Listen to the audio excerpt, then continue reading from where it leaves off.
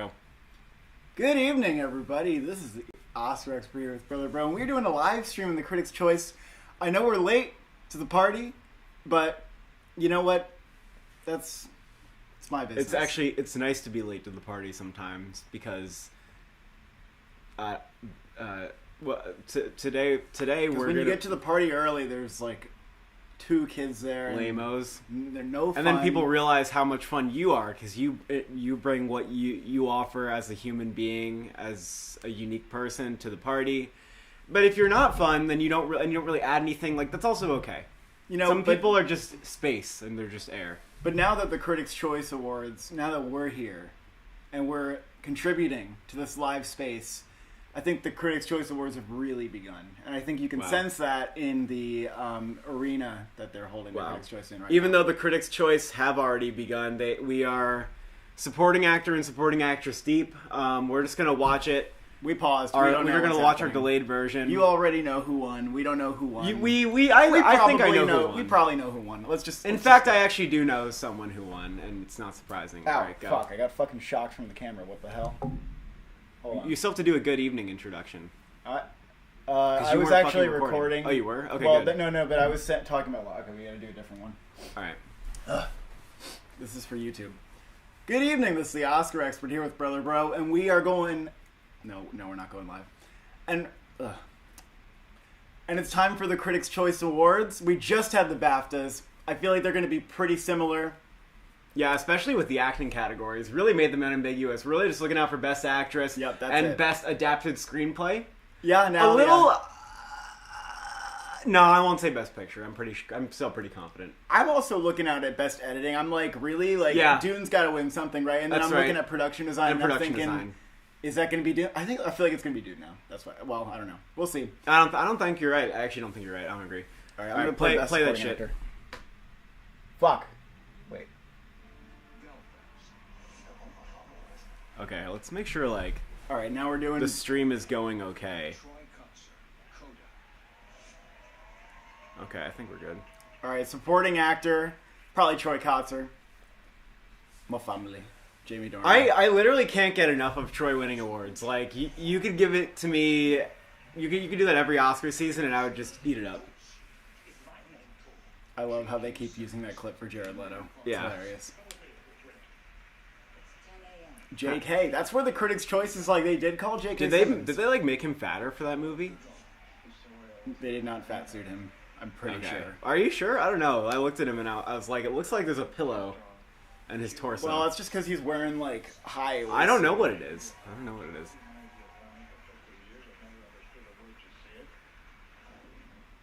Ooh, that was a short clip. And the award goes to Troy Kotzer.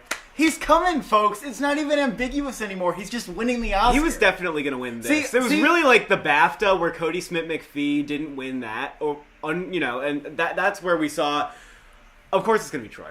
The Golden Globes just weren't, like, doing what we thought. And they didn't do it with actors either. The Golden Globes. Because they were Cody and they threw everybody off. Yeah, and then Nicole Kidman, they really threw everybody off. Yeah. And people were like, oh my god, it's like last year! Alright, this is fun. They're picking the best boy in the category. Okay, it's fun. Go to DuBose. Oh, yeah, right. Okay. Go to DuBose. Just fast forward to when DuBose is on screen.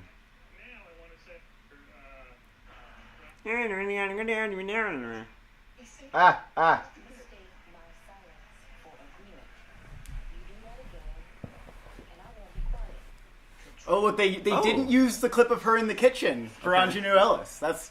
crazy. She was so good. If it weren't for DuBose, I would really want her to win. Katrina Balfe literally has like 5 clips that you could use for her for the Oscar, and they're gonna have to like scrap up something weird for Judi Dench because she has nothing. And these clips are really short. And Dowd was nominated they're too at short. Both the awards. All these clips are the same. Actually, no, they're not. Oh, they did the exact same clip as the BAFTAs for Ann Dowd, even though the entire movie you could use any of it. Oh.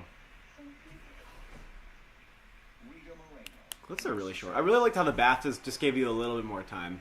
Oh yeah, Marita Moreno. That was like a little warning sign that just was, oh, oops, no. Yeah.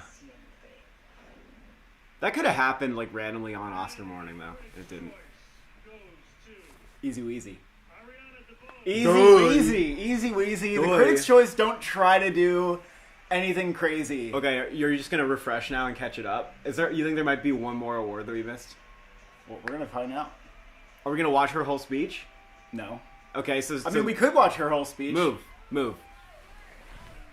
Okay, so by the way, We need to catch up to what other people By are the way, seeing. This is a people- live stream. This is ridiculous. By the way, people are commercials. Woo. People are at the BAFTAs and the Critics' Choice Awards, so they look, clearly it tells you. It tells you. You click to where it tells you to shut go. up. No, because there could be something else. Oh yeah, you're right. Clearly, the Critics' Choice. Clearly, oh, Alan Kim, fuck. I'm Clearly- gonna eat me some popcorn. Clearly, the BAFTAs were pre-recorded. You understand? The BAFTAs were pre-recorded. That's why we knew all the awards. Okay. What's he doing? Oh, Best Young Actor. Oh. Okay. Oh, I'm actually like pretty interested because I don't know what's gonna happen. All right, Young Actor. Anybody's good. Excellent category. Anybody's good. Excellent category.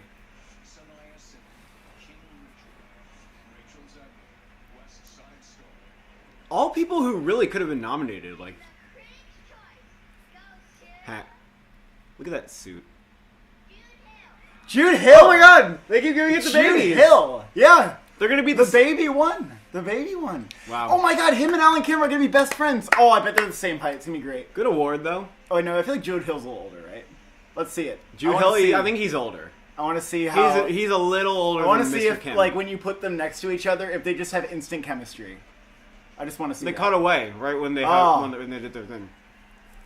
They would get along so well at the playground. I feel like. Yeah. Maybe not. Alan Kim just Look went at away. him. He has the charisma of a 22-year-old. He looks like an adult now. He Yeah. looks totally like. He grew all the way up. For some reason, I feel like he's like a TV actor. He's like an adult TV actor. Very He gives charming me- 28-year-old. Yeah, he gives me like Skarsgård vibes. Like he's a Skarsgård. He has like a slim fit suit on right now. Woody Norman robbed. No, we like Jude Hill. You have to have a Woody slim Norman fit suit, robbed. or else people think that you're a child. I guess so. You think Alright. he was gonna show up to his award speech and not get his suit tailored to his size? What was he gonna do? Pick it out of his dad's closet? They and have show suits. I mean, I'm just saying it's like a fancy suit. up? Okay. We can skip forward to the next award now. Breezing through. I need to like tweet that I'm. It's gonna be TV shit. We didn't even tell people we're gonna do the Discord. Ensemble. Oh fuck! This is gonna be interesting. I think I care. I care about this.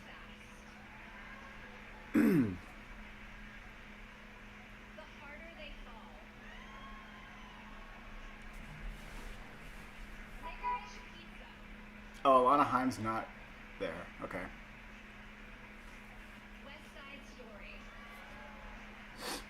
Alana Haim really likes being at awards shows.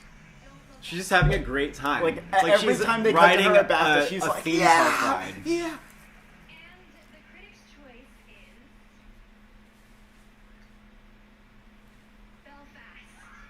Really?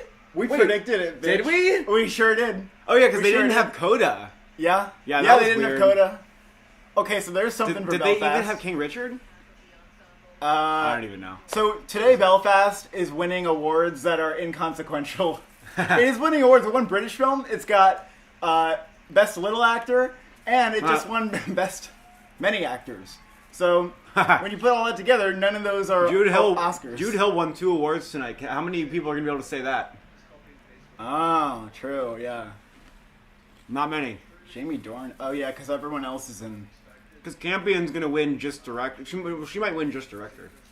I think they're gonna give screenplay to Power of the Dog. I don't think Coda's just gonna sweep like that. That'd be crazy to me. Okay. You think the Hollywood Critics Awards are just foreshadowing everything? That ain't how it works. We got back forward again. Now you can probably catch up. With who? Oh, we're caught up. Okay. Well, that's great. So, Well, I guess we're gonna talk about Discord now. Or right. or go to the chat and see what like they want to talk about. All right. See what people are screaming about right now. They're just like, Belfast, hey! Wait till Belfast wins original screenplay. Good luck at this point. Yeah, at this point, with Licorice Pizza having taken the BAFTA, like, good Yeah, I mean, ass it's also luck. critics. And they liked Licorice Pizza a good amount here, I think. Yeah, they liked it a lot at the Critics' Choice. Whatever wins Best Picture this year is going to be the first for either Netflix or Apple. Yeah, we're gonna get this. Three different ensemble winners at SAG, BAFTA, and Critics' Choice. Yep. Someone says talk about BAFTA. Very true. Well, I guess we're gonna. Which part? Like, I think they were very predictable in a way. Like, they were even more predictable than I thought. Like, them giving it to Will Smith. I mean, it wasn't. I didn't predict it, but it makes it easy. Well, we to predicted predict. it to be unpredictable, and it wasn't. Like, Yes. we predicted it to be different from what we were gonna do at the Oscars, and it wasn't. It was actually very similar to the SAGs. The only big thing was Coda winning screenplay. That was like the biggest thing. Yeah, that was That very big though to me. Mattered. Because And Coda wasn't even their best film. there are people who are very adamant that Coda it just cannot be number 2 because it does not have DGA and it does not have an editing nomination. It has literally no below the line nominations. It only has 3 nominations, and yet I feel like I'm gonna shut this up. I'm gonna shut this right up. Yeah.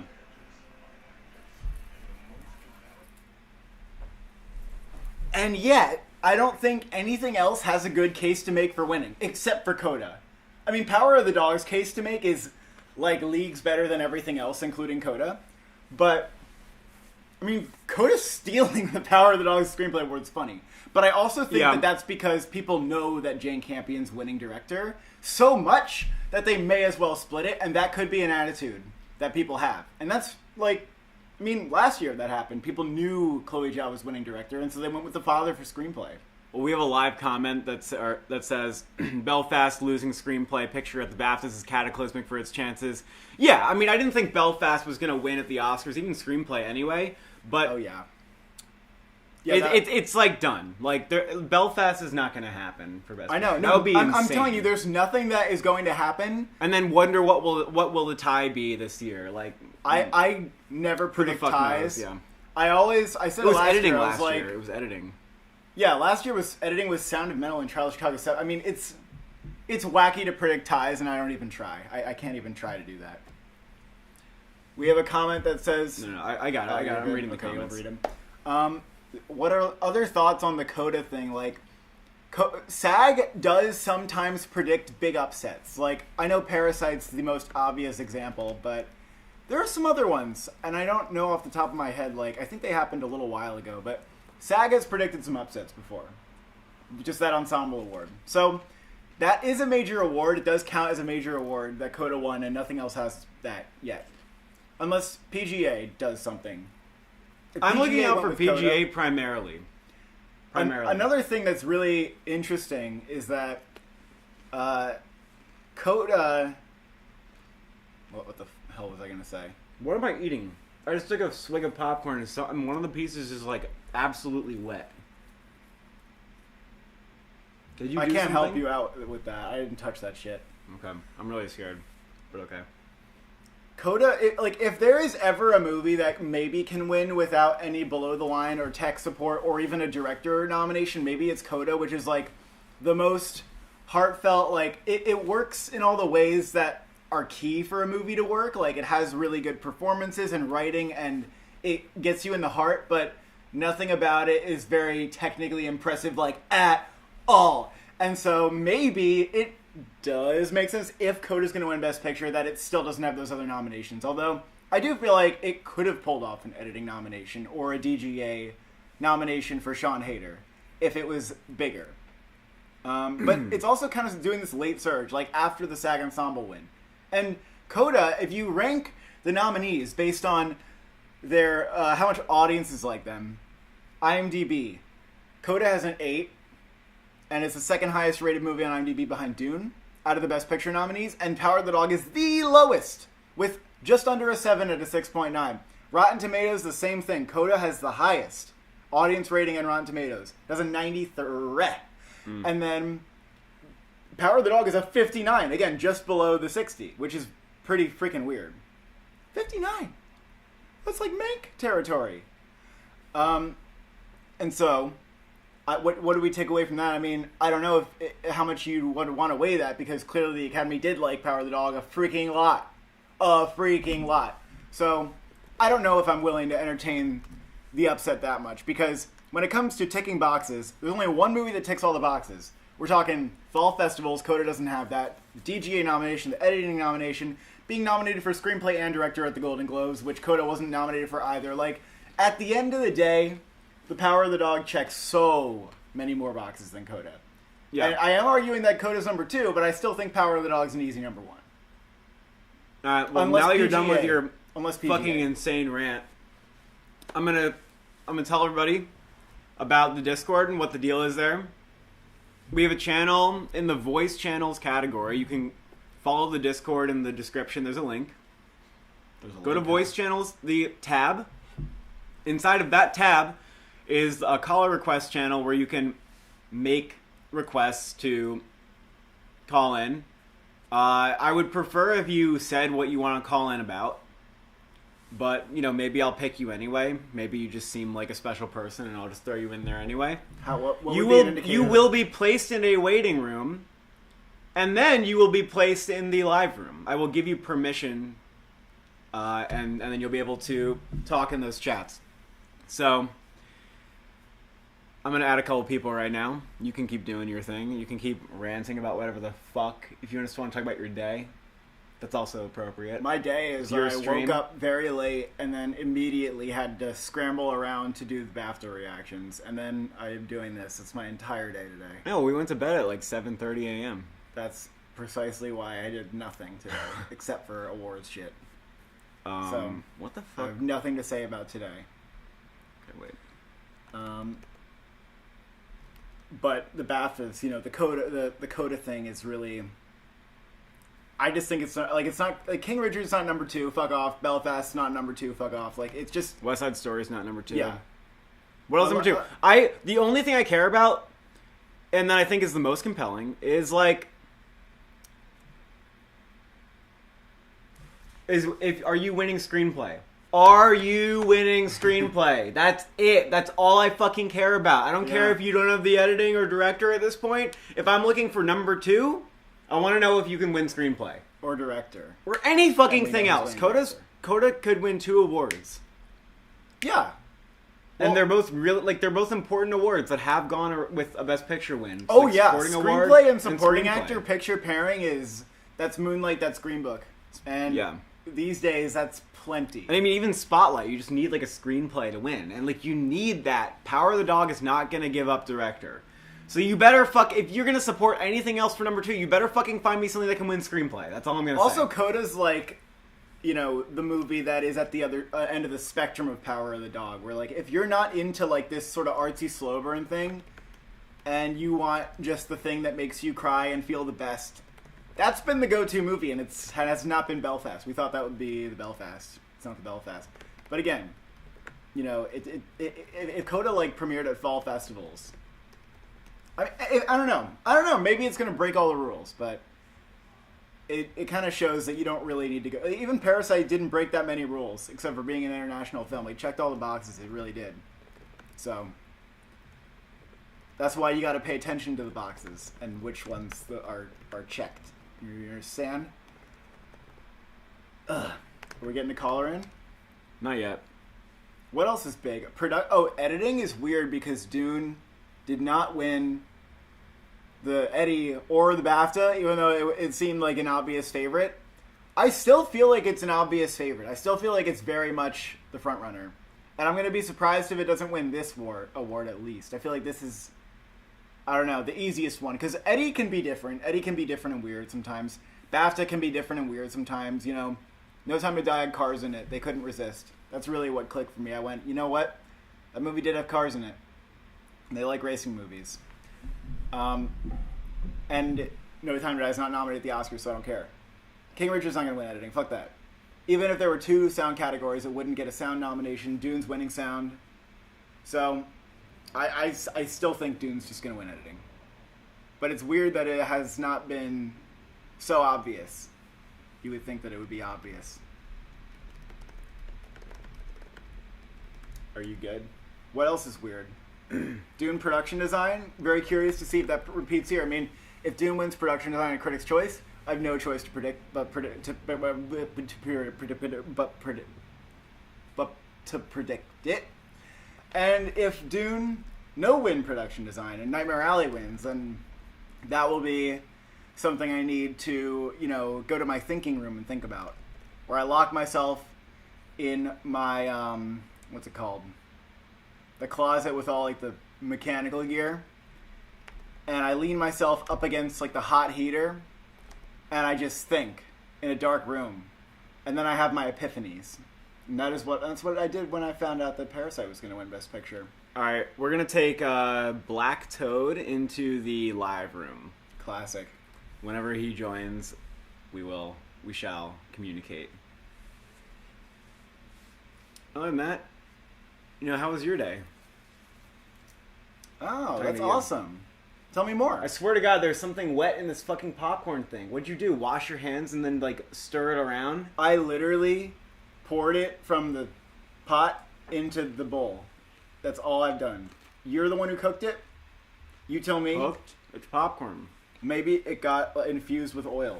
You ever think about that? That maybe the oil just made it wet? Infused with oil? That makes no sense. It just got oil in it. That's because that's wet. We can hear you. Okay. We got Black Toad on the line. How's it going? Hey, I'm doing fantastic. Really? Why are you so fantastic? I don't think I've ever answered a casual "how's it going" question with "I'm fantastic." Well, Dune won production design and score and cinematography at the BAFTAs, and I was a little bit worried about that, but I'm pretty happy about it. And you that want it's the still Dune considered suite. like in the race. You want the I Dune am suite. the Dune suite. Okay. Indeed. Understandable. So I wanted to talk about some of the bigger upsets. I think Cole forgot to mention, but the Tammy Faye and makeup I think is one of the more interesting ones. Oh yeah. Well, in a way, it's interesting, and it's also like it makes it easy. I feel like that's gonna be happening here, like Critics' Choice, and then I feel like it's gonna be kind of easy at the Oscars almost. Yeah. Yeah, I'm thinking about that right now. I still think that the Makeup Guild win for Cruella is, like, for Period, is still kind of a significant precursor in a way that gives it the chance to still be upsetting, but Tammy Faye is definitely up there. Which category, do you remember which category it won at the Makeup Guild? Was it, like, the hairstyling one? No, that was Ricardo's won the Period hairstyling, and I think Cruella did win the makeup for Period, so okay. If I'm correct, I'm pretty sure. Yeah, no, I think you're right. Cruella's like definitely not gonna win the Oscar though because there's like no prosthetics. Yeah, I mean, yeah. But it is weird. I mean, yeah, it's gonna buck a long trend where the Makeup Guild like doesn't predict the award at all.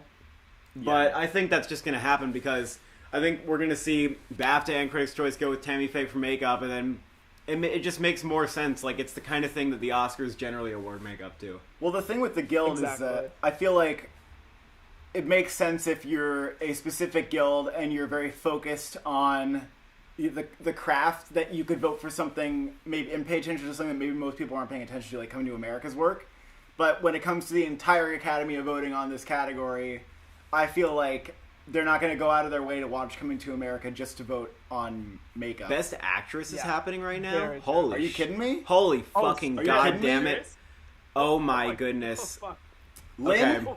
Lynn's doing this? I'm going to have to kick you out, Toad. Thank you for your I got call. shocked again. Yeah, go ahead. Okay. I don't know, like, actually... We're recording, Justin. Okay, disconnect. Okay. Lead Actress. So early in the night. Actually, this is the most important. Okay, so interesting category. It's gonna be. I think it's Kristen Stewart or it's Jessica Chastain, and you're saying like last minute. Oh, it's gonna be Chastain. Yeah, I don't know. I feel like maybe last minute it is. Oh boy. I think I don't know. I think I might still. I don't know. I think I'm still gonna dig my heels in for. Jesus Christ. This is an emotional interview for me. I just met Steve and his Cool. Stop. I think I'm still gonna say Kristen Stewart takes it. Really? I don't know though. I'm feeling like Chastain's gonna take it a little bit. Yeah, that's what I'm feeling right at this moment. And the critics' choice is Jessica Chastain. It's definitely happening. Oh, it is definitely happening. Oh my god. Wow. I kind of And they had all the options. They had all the options. I a little Except bit, for Penelope Cruz. I a little bit wanted them to go with Kristen Stewart to give her the moment that she's been owed. Sure.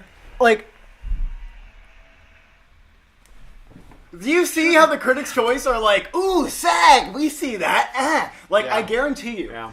if SAG happened after the critics' choice, like it normally does, or like around the same time, they would have had different winners.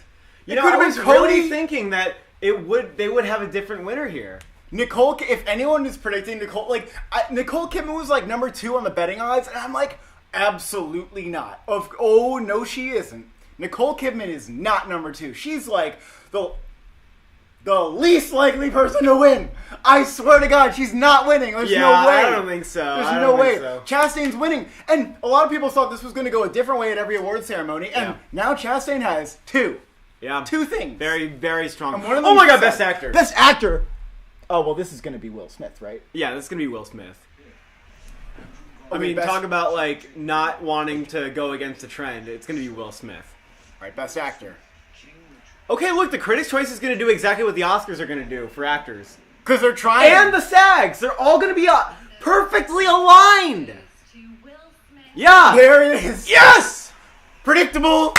That's what the I Critics' Choice told are you known the for. SAGs are gonna be exactly the Oscars, and then the Critics' Choice even copied them.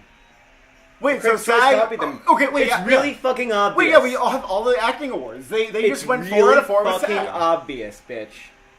God, this year is going to be so can't predictable. you can't even get more obvious. Like, everyone's just walking in lockstep to the Oscar. I haven't seen. It's kind of nuts that the Oscars this year are so predictable. I don't know if like maybe our reaction video is just not going to be as fun. Like, we're just not going to get a mega upset, and it's just Unless gonna be... Coda, like, that's it. The only thing I'm looking out for is like some weird thing happening with Coda, and that's it. And like at that point, I might be getting fucking insane. I might be sounding senile just saying that. Yeah, you might be. Will Smith is just, Really cleared things up. Really cleaned it up. you know, we thought. I don't know why. Like, I don't know why people are like. I just don't think like Jessica Chastain. Like, people don't like the movie. Like, oh, it was good. It was good. It even got A lot like. of It didn't people even get didn't bad like it. reviews. I like that movie. I thought it was pretty damn good, actually. I even stand by. Some people like giving it really more than hate it. a I 7. just don't get. I really think what Jessica Chastain did in Tammy Faye was a real risk. Okay, because she risked looking very stupid, going big, and people looking at her going, "What is she doing? Who does she think she is?" And she still fucking went for it, and she absolutely nailed it. And if you're just against that kind of big performance in general, like, I don't know, just go home and like don't talk about when other people try these things. No, there are a lot of people It's who not are for against you. that stuff. Like, people are like, oh, ew, Gary Oldman, Darkest Hour. And it's like, okay, first of all, like, he nailed the voice. And if you cross-reference it, like, he nailed the voice, okay? It was a big performance. It was a big makeup performance. That doesn't make it bad. It just means that he wasn't being Yulitsa Aparicio in Roma. Like, Yeah. that's just what some people want. Some people want every performance to Jessica be... Chastain's playing a larger than life person, and it made the movie work. It really like touched And me. who that else is performance. playing a larger-than-life person? Will Smith, Yeah. King Richard. Like, there was a lot of life in that performance. To me, it's just like, if the performance is connecting, if the actor seems like that the performance is coming from an empathetic place, then I will eat it up. Jessica Chastain's performance very much felt like that. And I like that Jessica Chastain's playing a character who most people could look at and say, like, fuck this, like rich Christian, like, scammer, like, fuck her. But Jessica Chastain's really trying to dig deeper than that. I really have to watch this speech again because the crowd is absolutely eating him up. I don't know what he's saying. And I love that Will Smith is good. Of course he's gonna come. He's gonna give an amazing Oscar speech. He's gonna, like, everyone's gonna fucking stand up and shit. And Will Smith, he was great because you know, even those like flaws where you think like he's being so overbearing and like insane that it's annoying, but it's still something that you can't help but to like watch in fascination of this character and I don't know, love him anyway.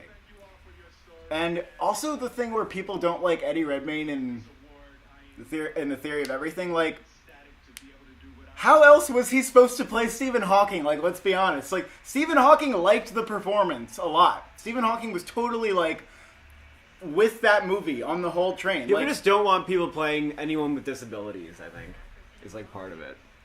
Like, people don't even like... there's no other way to Batsuits do anymore. that performance, though. Like, you could get, like, if you got somebody who has a disability, they couldn't play it at every single stage. I don't know. Like, there's like no. so- they would rather you not make the movie, probably. I don't know. Of I course, don't you know. couldn't have. What- Like, I don't know. I thought Eddie Redmayne was great in that movie. Like, I didn't even... I'll be honest, like, I thought Michael Keaton was great in Birdman, but I didn't mind Eddie Redmayne winning, and that's a hot take, okay? But nobody's going to watch this live stream back. They're going to be watching it right now. It doesn't matter. I'm like one of the few people who thinks, like, Michael Keaton in Birdman, yeah, good, but not like incredible for me. Birdman... Like, something about his performance in that I don't know. Birdman is a Didn't, like, good totally example connect. of, like, kind of like The Power of the Dog, where it's probably not going to win any acting awards, even though it, like, easily could. But it's winning, like, picture and director and shit. And The Shape of Water was kind of like that, too.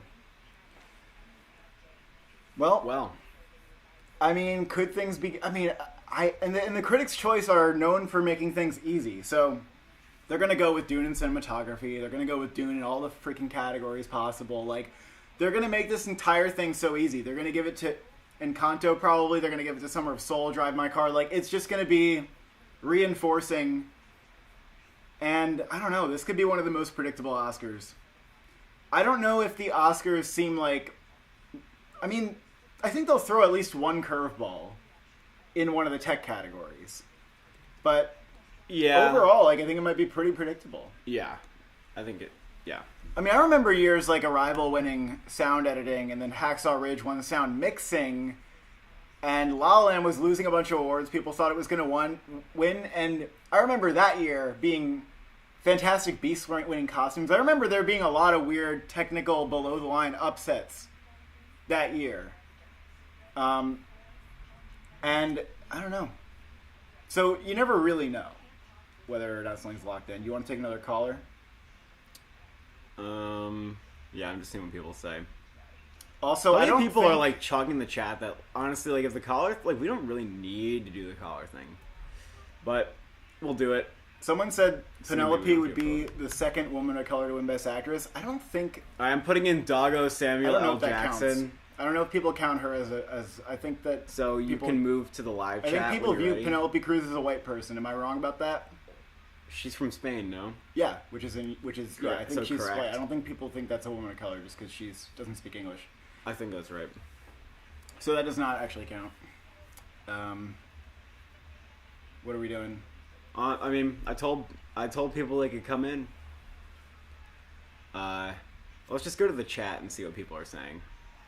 Kristen Stewart's chances? Yeah, goodbye. Who's number two? Who's number two for Oh, here Best we go. Actress, We got someone. Justin, I have a question. So just make sure to unmute. Hi guys. Hi. Hello. Greetings. Greetings, hello. I'll be short because it's 2 a.m. in Romania, but I just wanted to say hi. And I was about to tell you to stop reading anybody else, except Justin. But the picture just happened. Oh yeah. So, I think that Kidman was of course a Globes thing, and Yeah. although I really want Kristen Stewart to win, I think she has zero chances at the Oscars because we've seen how Spencer is Yeah. really bad. Really She would have had to win at least this award. Like, this is where she was supposed to kind of win. Yeah, and she's. I think if you make a comparison with Frances McDormand, I think they both were the best in the category, but Frances McDormand was like in a bigger movie, although Exactly, yeah. Nomadland was like, Yeah, Spencer got completely And, dismissed by like everybody. which is so awkward because I think it's better than Jackie, although it's really weird for Yeah. an average enjoyer. I think the But, problem with no. Spencer too is that like it's hard. I mean, I haven't heard that many takes that are like, yeah, Spencer's an okay movie, but she like knocked it out of the park. I feel like most people who don't like it are kind of confused about the performance too. Yeah. I Whereas agree like with Eyes of Tammy Faye, I've seen a lot of people saying they love the performance even if they don't love the movie. But I might. I mean, I don't know. I didn't like poll people to get that conclusion, but you know. I remember at Toronto coming out of Tammy Faye and being like, okay, I know Kristen Stewart's supposed to be the front runner, but like, Jesus, how does that not win you an Oscar? Oh yeah, right when we walked out of the screening, it was like, well, Yeah. shit, she just won the Oscar, and everybody that we were with was like, yeah, she won the Oscar. And Yeah. then later we got gaslit over and over and over again. Thanks, Globes. Yeah, but Yeah. you know what? All the Well, callers Kristen are Stewart- like Kristen bummed Stewart- out because all they wanted to talk about probably was the actress category, and it just happened. So I think that's everybody. Yeah, I mean, who's not going to be predicting Jessica Chastain? I was going to ask, like, who's number 2? I will extend that question to our caller. Who is number 2? So probably, I think it's still Spencer. Kristen Stewart for Spencer, because who's going to vote for Kidman? Like, who's going to vote? For her? Yeah? Yeah. Anybody else is like, no, just no. Yeah. But she still has zero chances to win. I think it's cakewalk, as you said. Yeah. Wow. Can't believe this is a cakewalk category. Without a BAFTA or a Golden Globe win, it seems it's still crazy how it seems easy. I love it. Yes, no. So thank you very much for having me, guys. Yeah, thanks Thank for you. calling in. Oh shit, I left the channel. Oh. What's wrong with you? I was just saying, hope to hear you soon at the Oscars. But good night. Oh, good night. Yeah. All right, now let's look at the chat and see what's going on there. I guess People are fighting, perhaps? Cruz and Coleman have no chance. Correct.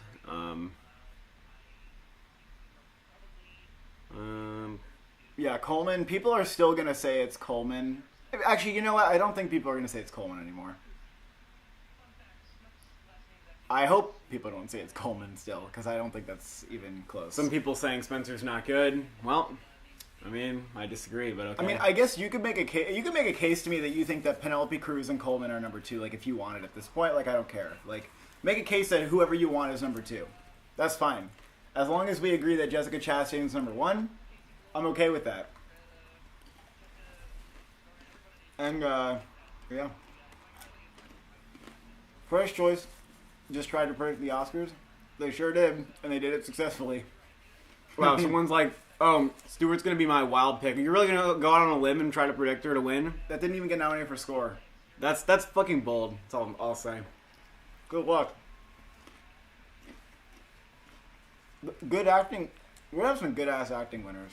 I mean, maybe I'm just like an Academy voter. Like, I love Jessica Chastain and Will Smith. And other people don't think that they deserve to win the category, and I do. I think they both deserve to win. There are a couple other performances, like Benedict Cumberbatch, Andrew Garfield, probably on par. Kristen Stewart on par. Penelope Cruz might be on par. I just need to like watch that movie again to appreciate it properly, because I don't think I appreciated that movie properly. How long is this thing? 3 fucking hours. Because there's like a lot of, there's all these fucking TV stuff going on, which is great, but I don't watch any of it. What am I supposed to do? You're supposed to wish you were watching it, like we said about, the Oscars in our video. I mean, I don't know. I don't know what to. I don't know what to say right now. What is the conversation to be having? The BAFTAs and the Critics' Choice just confirmed our acting winners, and I don't know. Like, our acting winners are confirmed. Unless the Oscars decide to go apeshit. Which is not impossible. The Oscars do their own thing in one of these categories. I'm just going to put in Dragon's Blood into the chat. And whenever they want to come in, they Go can for just it. make some noise. The live stream is half of just watching us eat popcorn. Well, it's good popcorn. I think you could have put pepper. You know on that it is. That it is. You could have put pepper on it. You can but put pepper other on it than right now if you really want to, but you really want to be sneezing?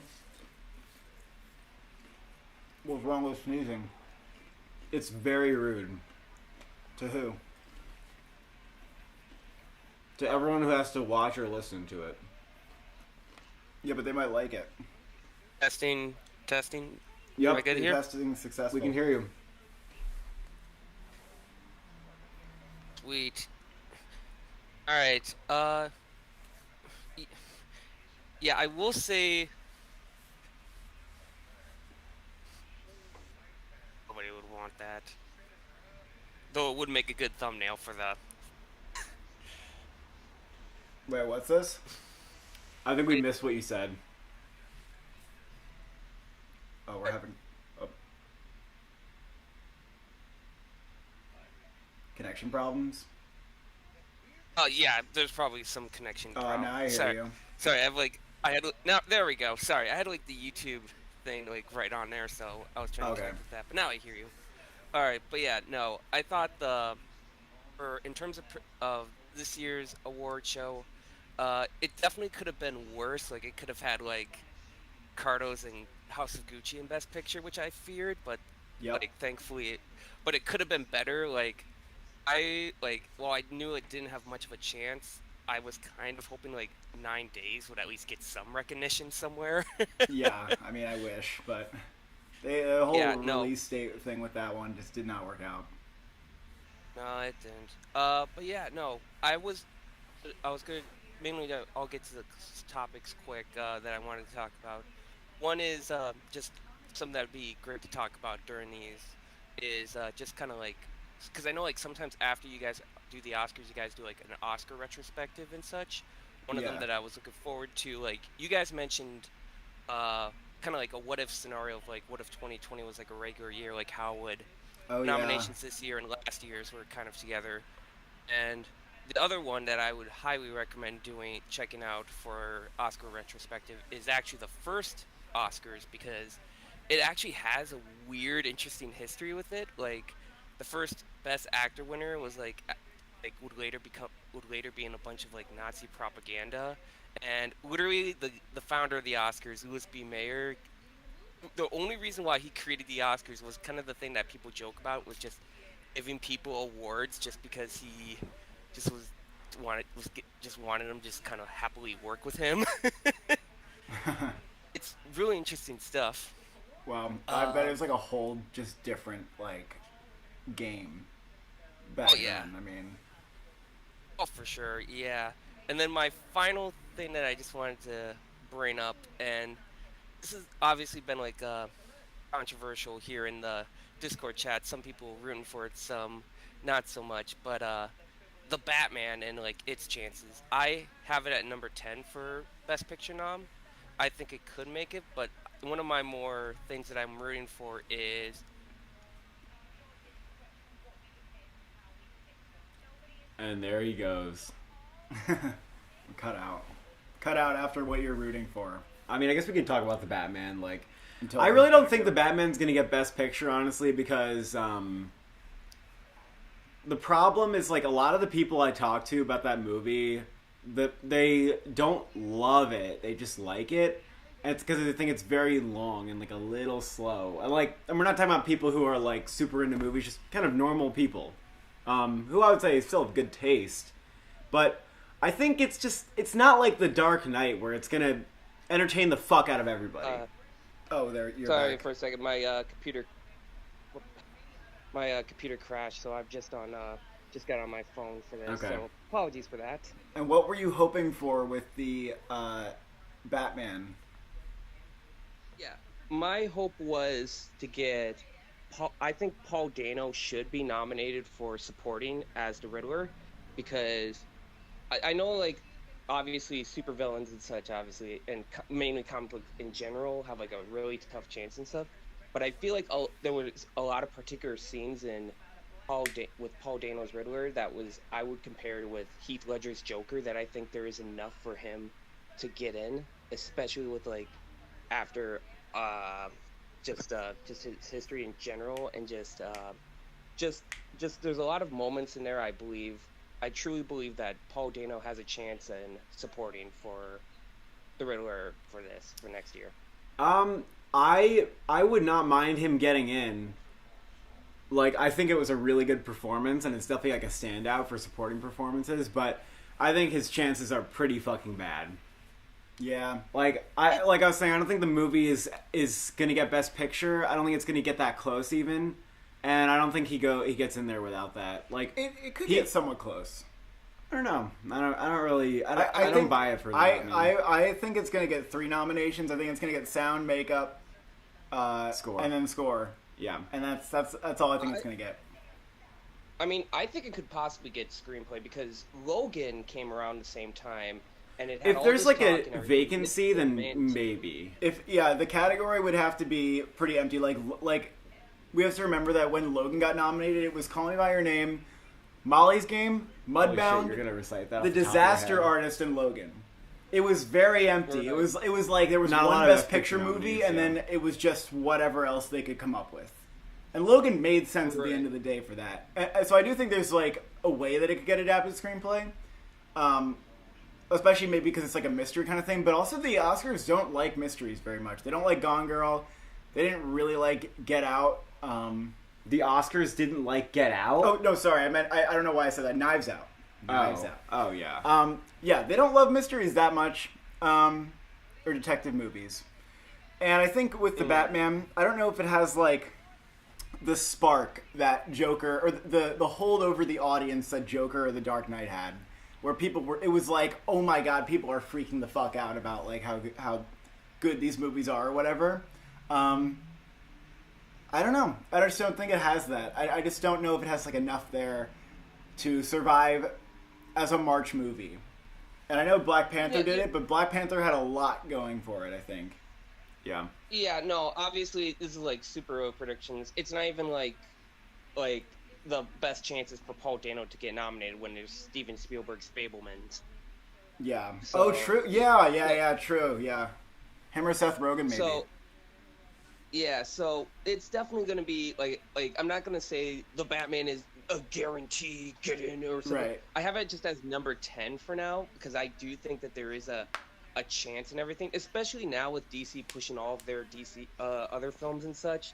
It feels like the Batman's going to be like the priority focus for it could be actually this year.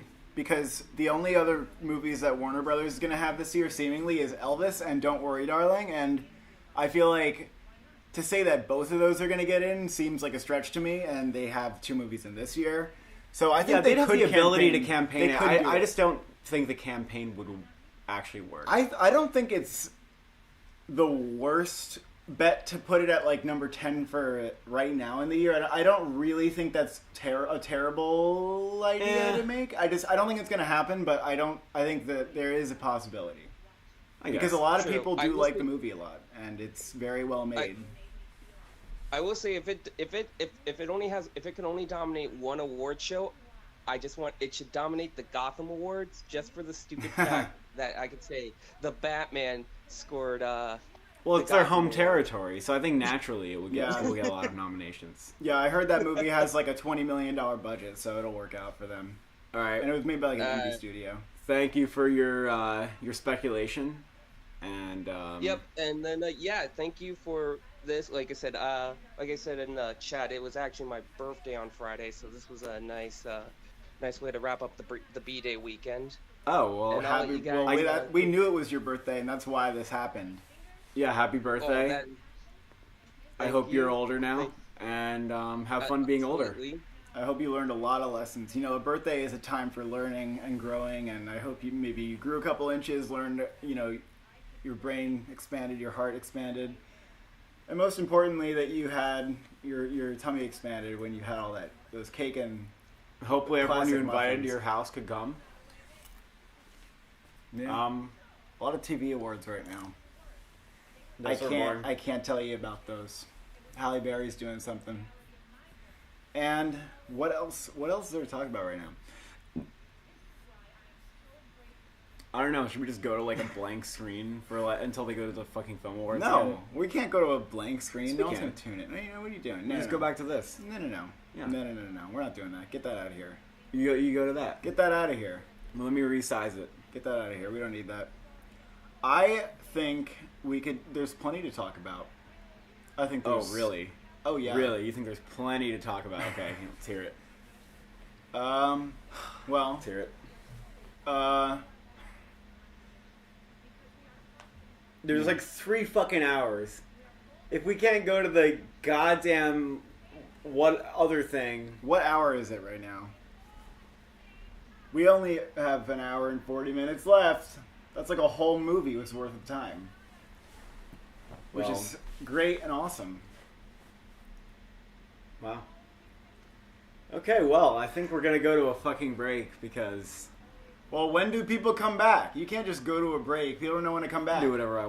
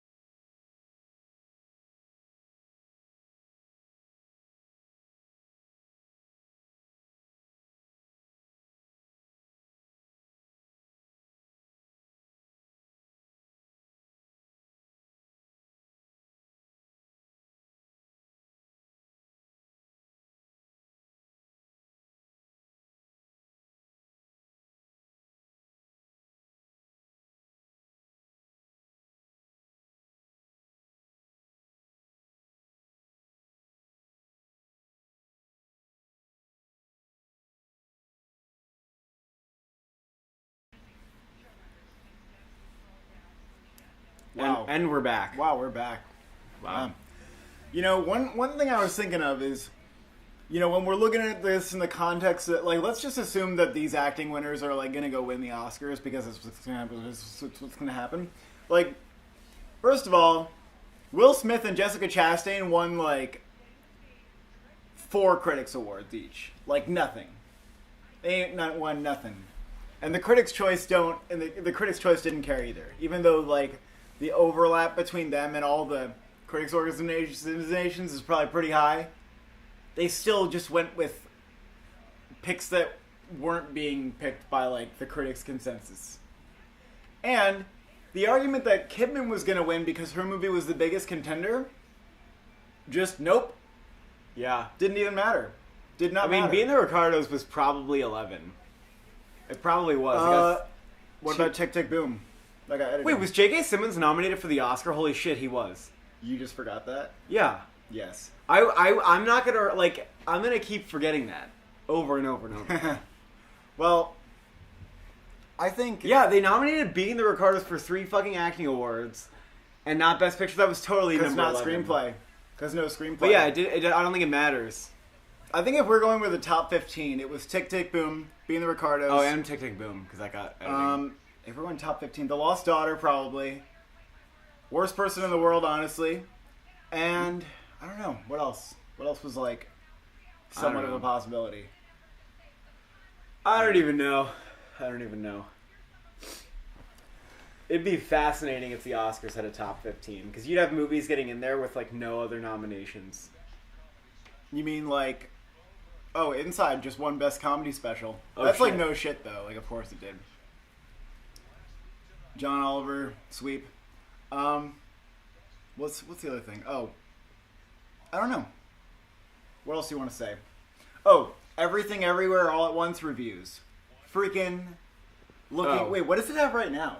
Okay, so On if you what? don't know, this is the latest. This is the latest movie from Daniels, who did Swiss Army Man, which is a masterpiece. We both think it's a masterpiece, okay? Critics were wrong about that. That is a 64 on Metacritic. It's completely ridiculous. And their new Okay, film... wait. Everything Everywhere All at Once is a 79 on Metacritic. That's really good. Nice. Oh my god. It had a couple... Actually, I don't know for a fact, because it's not loading the page.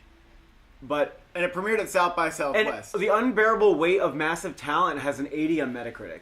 Oh, really? Yeah. Oh, that looks That's pretty apparently good. that looks like maybe good. Say hi to a Golden Globe nomination for Nicolas Cage. Okay. And maybe a Golden Globe nomination for Michelle Yeoh.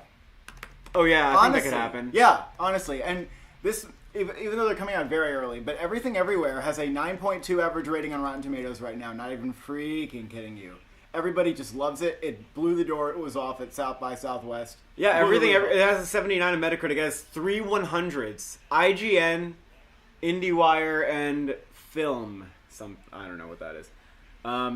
It has a 91, Wow. 88, 81, 70, 60, 50. So there are like And we're excited as hell. there are some like grumpy people giving it like yellow in the yellow range, but that's a lot of 100s. The right side of history. Now everyone's gonna look back on Swiss Army Man and say, you know what, that was actually a really good movie.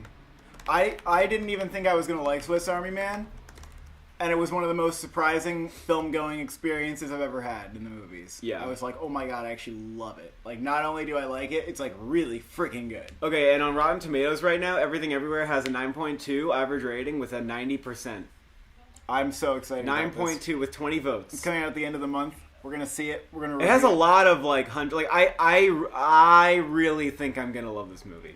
Yeah, that's exciting. I have no And reason wait. to believe otherwise. Go to The Unbearable Weight of Massive Talent. I want to see the reviews for that. Okay. Some people think that these movies are premiering at South by because Sundance was insistent that everything premiere virtually, and so they might have been at Sundance in a normal year, and then this year no. Okay, so The Unbearable Weight of Massive Talent has a 100 on Rotten Tomatoes with 8 reviews. They're pretty damn A good. minus from IndieWire. They're pretty 3.5 damn good. out of 4 on Roger Ebert. B plus from That's Robert great. Daniels. That looks good. It looks like a good kind of meta commentary too. On what? On like acting and Nicolas Cage's career. So, Okay. yeah. Letterboxd, I'm not seeing that many ratings over 8 out of 10, but that's okay. I mean, I wasn't and you are expecting- since one of the funniest movies of the year. I mean, if Oh, it's yeah. funny, then that's all I mean, want. yeah. How many funny movies are there? How many actually funny movies come out every year? Wow, so that's good. That got as good of reviews as I would have expected. That's really good. Yeah. Also, it's kind of funny because it's March and we have like 2 movies that are already probably getting nominated for something: Turning Red and The Batman. And if by a miracle, Everything Everywhere gets nominated for something, it'd be 3. I don't even know what it would be. Michelle Yeoh. I don't know. I think that there could be a critic's push for her, but this is like looking so far into the future, it's absurd. I would have her low on the list, and I would probably have the movie low for like screenplay or something. Some people think the editing is superb in the movie. I don't think the Oscars would go for it. I don't think so. But, I'm just saying. You can never say never for stuff that gets nominated. It's also A24, and if they don't, it's like A24 seems like if they don't campaign something, if they don't really focus on something, it just doesn't happen. Like, they need to, specifically get a campaign going, and that didn't even, like, come on. They did not try that hard to campaign it. And it didn't work. Like, they tried really hard for Minari, and they got it to work. The Green Knight, like, they were just like, meh. I mean, I don't know. Like, with A24, I feel like they gotta pick you and go with you, or else you don't get anything. So I wouldn't predict, like, the unbearable weight of massive talent for anything. All right, someone has a pretty good question. Most likely tech category for an upset over Dune: production design or editing? Production design, I think. Yeah, I think I think Nightmare so. Alley could take it, even if maybe it doesn't win here. I don't know what would upset over Dune. I don't know. Production editing, design for has editing. been a category where you could see an upset, like Lincoln winning over Anna Karenina was freaking insane. And I remember. Well, we have Nightmare Alley this year. Like, it's not even Well, yeah. hard to Well, imagine. Moulin Rouge beat like Lord of the Rings, one, and I feel like that's somehow similar. One of them's like very colorful and like crazy, and the other one is a fantasy epic. Oh, they're gonna at some point. All the texts are gonna be like they're gonna bombard. The I screen. do think that with Critics' Choice going for Black Panther and Mad Max in production design, that they will probably go for Dune. So I don't know. I mean, I know I predicted Nightmare Alley, but we'll see. Also, if they do a commercial where they just bombard stuff and we're not recording, it's gonna suck. What's this here? What are they doing here? I don't know. Probably best comedy. Maybe? Waiting to see what this award is. I feel like I might be behind. Oh yeah. Maybe it is. Well, they could win though. Yeah. Maybe So that they would would- be weird if they won. I don't know. I feel like it's weird in retrospect that they didn't nominate one of the actors from Barb and Star for the Golden Globe. And they Not decided really. to nominate Marion Cotillard for Annette. It's not that weird that they didn't nominate like Kristen Stewart for Barb and Kristen Star. Wiig. Whatever, Kristen Wiig. I feel like it is. Like, why wouldn't they do that? It was instead like of- over the top goofy. Like, it's But, not even a little but bit serious. Marion Cotillard and Annette was a weird pick. Yeah, I agree. I don't Sure. even understand that well. Like, that was a supporting performance number 1. I don't know. What are they announcing? I don't know. They keep It's really they annoying. keep being funny instead of saying things that I need to hear.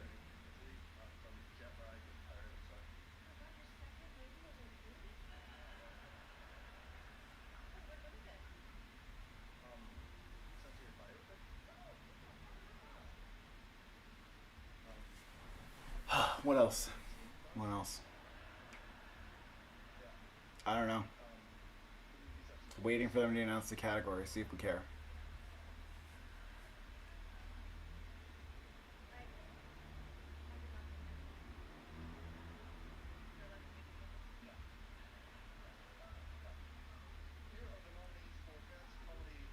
Oh, it is Nope. best comedy. No, it's not. Oh, Best comedy series. Oh, okay. We don't care. We don't care. All right, going back to not caring. What else do we have to say? Wait. Someone said Blonde with Ana de Armas. Blonde is not getting a single nomination. Netflix hates it. It's not even going to Cannes. And it's going to be the weirdest fucking thing. Netflix hates it, yeah. A lot of people aren't going to like it. A lot of people are going to think, oh, it's weird, count me in, but then they're going to hate it anyway. And yeah, because it's gonna be very film Twitter's highly gonna blow controversial. up over it. They're gonna go ballistic over that movie. like they're not going to like it. No, not Because it has necessarily. But sexual assault scenes. yeah, but it's not that. It's just that people aren't gonna agree on like how the movie, like, it's gonna be controversial. So it's gonna be very annoying to go on Twitter like when Blonde is released, but it'll also be interesting to see the discourse, I guess. Do you want to go take a caller right now? There weren't a lot of people who requested it. So, well, just go. See who's there. I don't even Wow, know. Ted Lasso won comedy. What a shock. What a shock.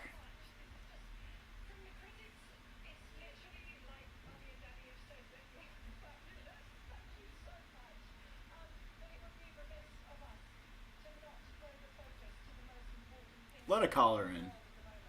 We have nothing to say right now. Too many TV awards.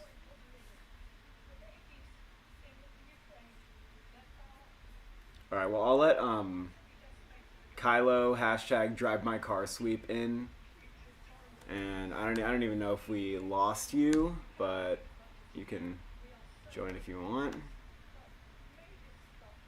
See if anyone else has questions. Someone thinks there's going to be a Drive My Car Best Picture upset. Good luck. Good luck with that. Someone said Elvis looks kind of trash. I don't know how I feel about the Elvis trailer. It was funny because we were watching the Elvis trailer and we were looking at all the weirdly colored shots. Like, there are some shots that give, how do we put this? Clint Eastwood desaturation color correction vibes. Yeah, like Changeling. They look like the movie Changeling. And they're weirdly like sepia desaturated. And then some of the shots look really colorful and cool. And you were going through the trailer and it was like fucking really funny. And you were like, you'd like pause on every shot and you were like, disgusting. And then you'd be like, good. Oh, yeah. Absolutely not. And Yeah, half the shots from Elvis are like really nice and colorful, and you can, but the other half are like disgusting, like Clint Eastwood, Ridley Scott, gray cinematography with like a fake CGI backlight overly color corrected. with like a very obvious like CGI crowd, like overly color corrected, like they did lighting in post production. Like, yeah, a lot of that movie looks like, a lot of the shots are garbage to me, but a lot of them also look really nice. That one's going to be interesting. Maybe it'll premiere at Cannes. Maybe Austin Butler is going to be... I think people will like him at the very least. Okay, we've got a caller on the live channel. Yeah, hi. Welcome. Greetings.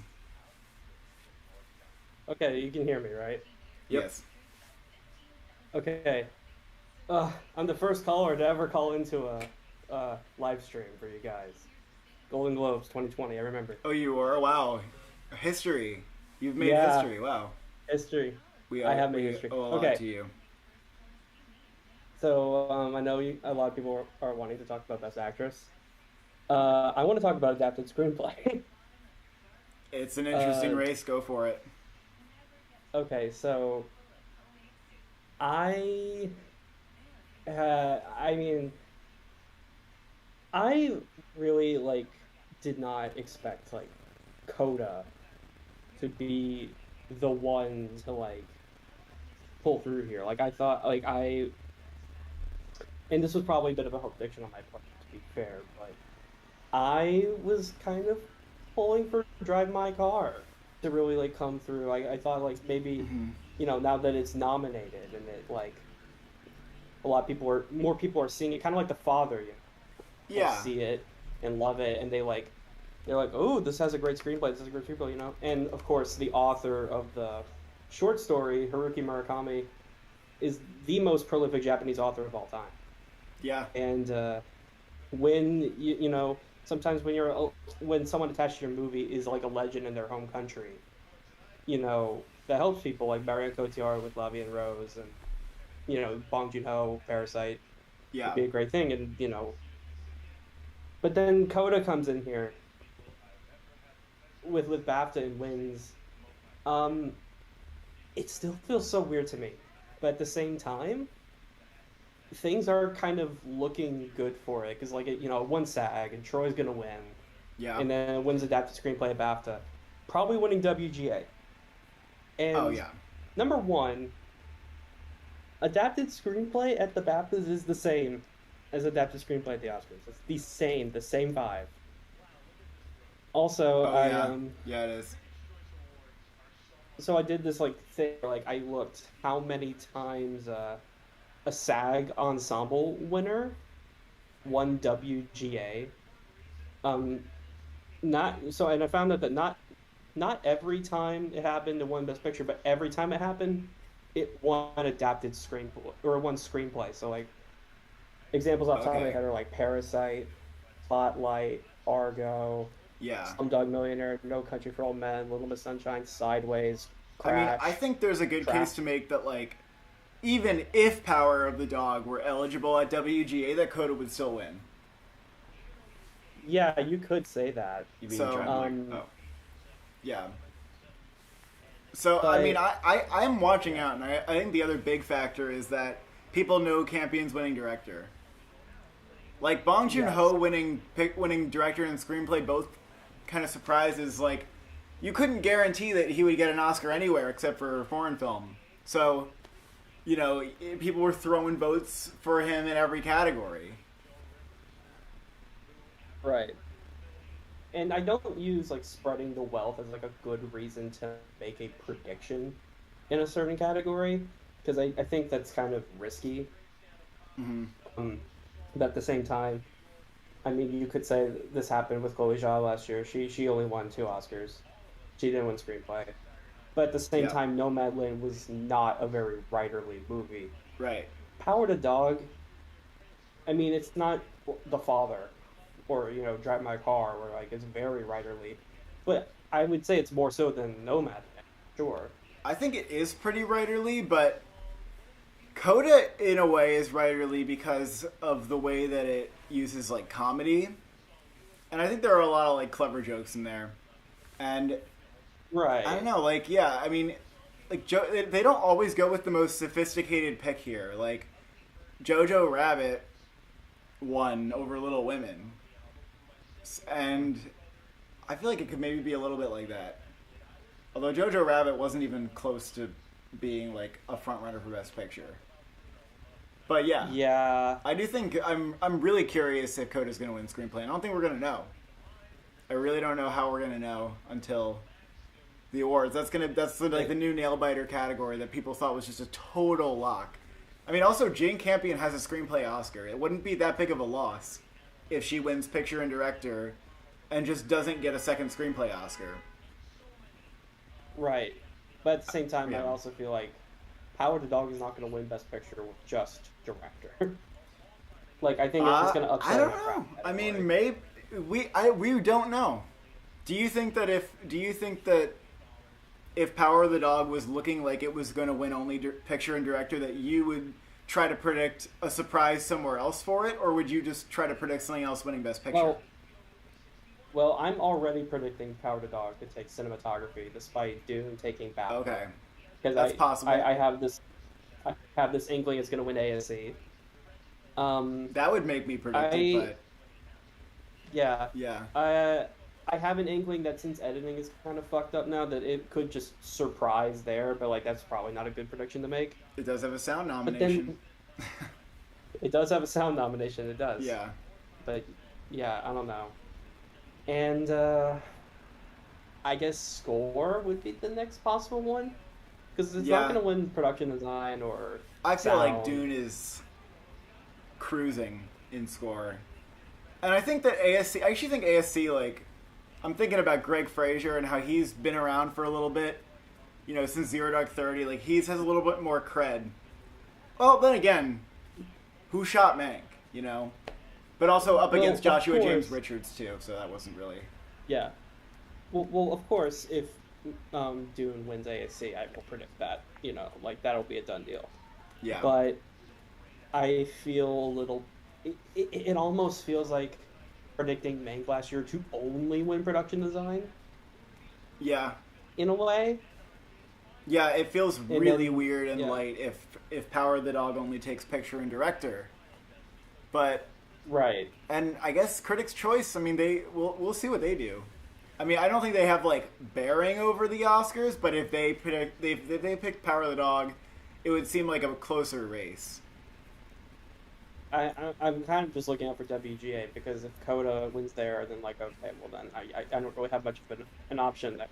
But like if like Dune wins there, then like Oh, I would yeah. probably predict Power of the Dog. Yeah, I think Coda's probably gonna take WGA like easily. Okay. Well, thank you Yeah. for your thoughts and your calls and your prayers, and your Oh, hoping for Drive My Car. You know, that would be. I would not be opposed to that winning adapted screenplay either. So hopefully your dreams come well, true. you know what? At least my favorite movie of the year wins an Oscar 3 years in a row. There you go. That's Because all we Drive My need. Car is going to win international. Absolutely. All right. Anything When you are they wanna going add to on do to a that? film award?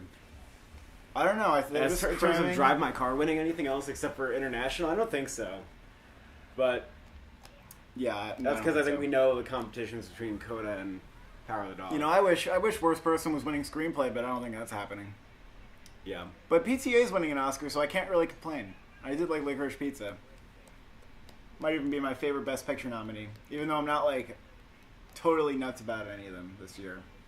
Sort of unfortunate. I'm actually like very ready for next year.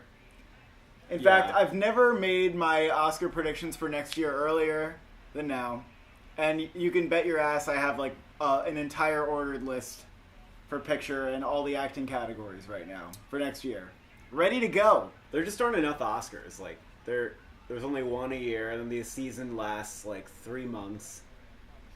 Yeah, It's not enough Oscars. not enough Oscars. You mean you No. want them to be like twice a year? Like, I want to be kind of like every week, like something.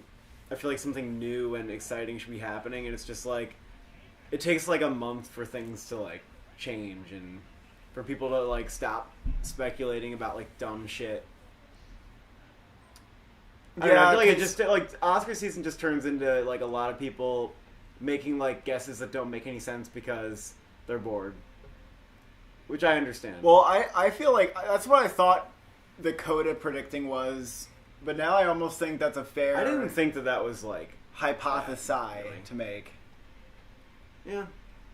I mean, It looks like Power of the Dog. It'll win 2 or 3. I don't want the Oscars to go into March anymore. Like, I feel fatigued a Yeah. little bit from this year, and I mean, maybe if I was more invested in the movies, I like a lot of them, but I'm not personally invested. Like, if something surprised in picture, I'm not sure how many picture surprises could get me to leap with joy. You know what I mean? Like, if Licorice Pizza surprised won Best Picture, I don't know if I'd be like happier, or I don't know. Like, is there any? I don't know. I just don't. I'm not feeling that much for the contenders this year. Whereas Parasite, I was really emotionally invested in that winning. What are your thoughts on that, asshole? I like Licorice Pizza this year. You'd probably be and pretty happy about that. I mean, I like Power of the Dog enough that I'd be happy if it won. Like, definitely, it's one of my favorites in the category. I don't like really- King Richard. I like Coda, but I like Coda a lot, I don't too. think I need it to like win Best Picture. You know what I mean? Like, No. Although, if it did win Best Picture, I think it would serve nicely as a recommendation, because if I'm recommending random movies from this year to other people, I usually go like that are in the lineup. I usually go, oh, like, you should watch Coda because you'll probably like it. I can't guarantee that everyone's gonna like Power of the Dog. So, you know, some people will look to the Oscars and be like, oh, I heard this one Best Picture, let's go watch it. And I would assume that there were a lot of people, and I've heard from some people that they were like, oh, yeah, I watched Nomadland because it won Best Picture, and it was a little slow for me. It was just like a little artsy. And people will probably say the same thing about Power of the Dog.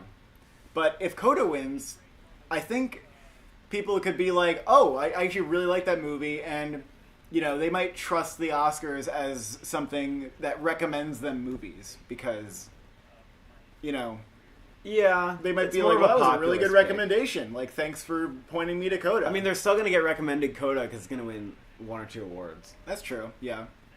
Do you think it's going to win screenplay? Oh, buddy, you can't do that to me. You can't Like, ask me that. I have if no the fucking clue. BAFTAs give it screenplay, don't you think that means it's going to win screenplay? Well, it means it's really I think I'm compelling. going to predict Because, like, what other... They don't have a specific reason to give that a screenplay. They didn't even nominate it for Best Film. They only nominated it for Supporting Actor. Wait, did it just win? It's 2 nominations. Yeah, I told you that. And that was it. Yeah. That's really correct. That's really weird. That's really weird. Coda's a weird contender. That's why I feel like anything could happen with it.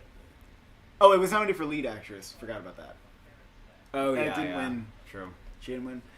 Maybe I should watch After Love. I'm sure Joanna Scanlon's like really good in it. Let's read some of the comments. What are people talking You about? want to read? I mean, they're right there. The Power of the Dog will age well, Coda won't. I agree, mostly, that Power of the Dog is going to age very well. People are going to be calling it, like, one of the better movies from the decade at the end of the decade. Coda, though, if Coda wins Best Picture, I think it could take on... I don't think it actually won't age well. I think in terms of, like, the critical community, they're not going to, like, hold it up as one of the best movies of the decade or anything like that, but I could see it becoming a sort of classic feel-good movie that people think of, like, as a movie they want to go to if they want a good cry, and that could make it resonate and like kind of give it some lasting power over the years. Coda only deserves to win supporting actor. I mean, I agree. I don't think it needs an Oscar for screenplay at all. Thoughts on the Nope trailer? We could do that. I don't know. I mean, I like that. It's interesting because this one's like about aliens that are disguised as cloud, right? The ship is a cloud. Well, yeah, but that's not like an original idea. I know. I have no idea what it's going for. I can't tell what Its battery's ideas. going out. You I was talk gonna- about the note trailer. No, I'm gonna put up the card because our battery. We need to replace the battery. You don't need to put up the card.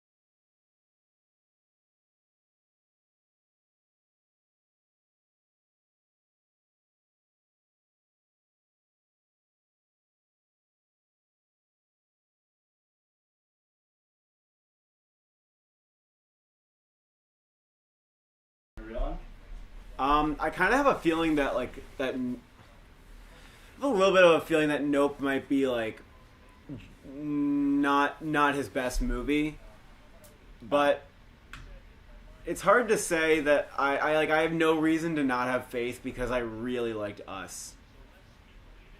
Yeah. Well, I don't know. Like, something tells me it's not going to be as good as his first two. I agree. But- Something tells me that as well. Yeah. I don't know how I feel about what I'm seeing from But the I mean, I'm really characters. excited for Nope anyway. Like, I don't know how I think the cinematography looks great. I'm excited that we're getting a Jordan Peele Alien movie. Like, I'm really fucking stoked for Nope. Yeah. I don't think it's going to get... There's nothing about it that makes me think it'll get, like, nominations. No. Us couldn't, and I don't think it will.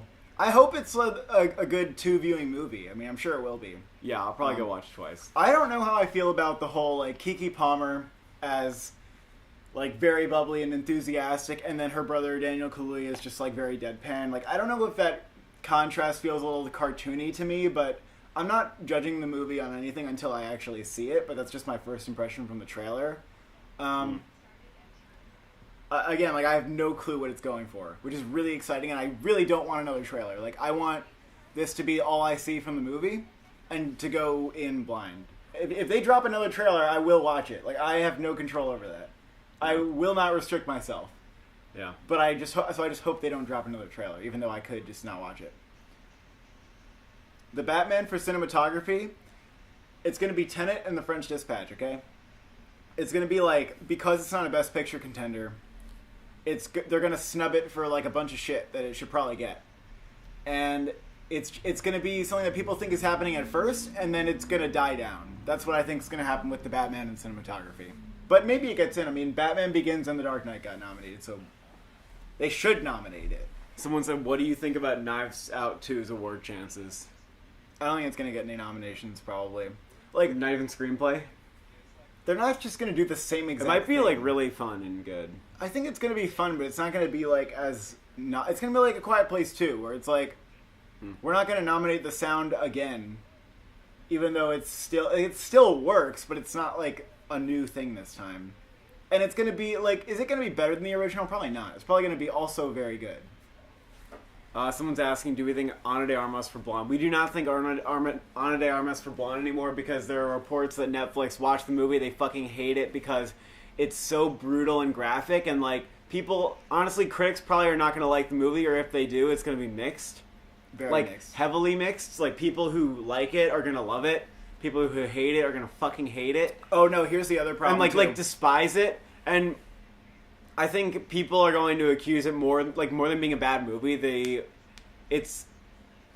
People are going to accuse it of being like abusing her image. And So here's the other thing, though. like watching like this, like a man who's making the film portray the like sexual assault of a woman is going to be really controversial. Also, I heard that Ana de Armas cannot get rid of her accent, and I heard that there were some problems with this, and that they may have even dubbed her over with another person, Really? or that there was talk about doing this. Like, so Blonde is not going to get any nominations. Netflix will not support it. Like that's also a big thing. Netflix is going to abandon it. They don't like that they have it. They don't like that Andrew Dominique is fighting for like they don't like what he gave him. They don't like what he gave them. They thought he was going to make like a Marilyn Monroe biopic, and he gave them something fucking insane and maybe NC-17, and they were like, bro. Yeah, it's like NC-17. Yeah, it's just like gone. It's He's gonna be not nuts. trying to please anybody at all. He's trying to probably piss people off. Okay, someone says Nicole Kidman is probably the best female performance of the year, and she's winning the Oscars. She's winning the Oscars. I disagree on both counts, but But happy for you that she's nominated. if she won the Oscar, it's not that she's bad. I don't know. I just feel like the character was like too Sorkin-y. I had a hard time buying that she was funny. And we didn't review the movie. We were talking about this. It was like when Nicole Kidman in Being the Ricardos, and this is also mostly on Aaron Sorkin, when she's like thinking of a joke, it's like, I got a joke. I'm thinking of it right now. It's in my head. And we're going to go... I'm processing it very coldly in a very calculated way because I just know comedy. I just know it. And it wasn't like, oh, you know what, this would be funny. Because that's like what most people do when they're funny. Is they're like, oh, this would be funny. They get excited about it. But in Being the Ricardo, it was like, I know it's funny. I'm going to just sit back here and just be funny. Because I know the ideas. She's going to drop her earring. She's going to pick it up later. Like, it was just... I don't know. Yeah. It was like, where's the... Where's her I don't being buy funny? that this is her actually... I just thought of something really funny. And then they're like, yeah, you're right. That is objectively funny. Yeah. Yeah. Someone said, what is your earliest prediction for Best Picture 2023? What, if you had to say right now, what movie is winning Best Picture? What is it? So, let's go with the Fall Festival movie. Let's go with something that's likely to be at a Fall Festival. For example, Killers of the Flower Moon is going to be Apple TV+. It's probably not going to win. Fieldman's probably going to be some Christmas shit. That's probably not going to win. I don't know what would win. Like, it's really actually hard to say. Because it's never what it seems like in the beginning of the year. The huge movies from Scorsese and Spielberg and Inarritu Can you think or of a whatever. Fall Festival movie that you think is going to be, like, pretty killer? I mean, is Bardo going to be a Fall Festival movie? Probably. Is that Yeah. going to win Best Picture? Probably not, because it's a comedy. Even though Birdman was a comedy. Yeah, Bardo's pretty big. Noah Baumbach's White Noise is going to be weird. Women Talking is going to be weird, but it will probably be a Fall Festival movie and might be very acclaimed. I don't know. Where's my list? Like, that's the... Do you want to get out your list? We got the list. Yeah, who wants to look at my 2022 predictions? Well, don't go over every movie in there, because then they won't want to watch it, the video.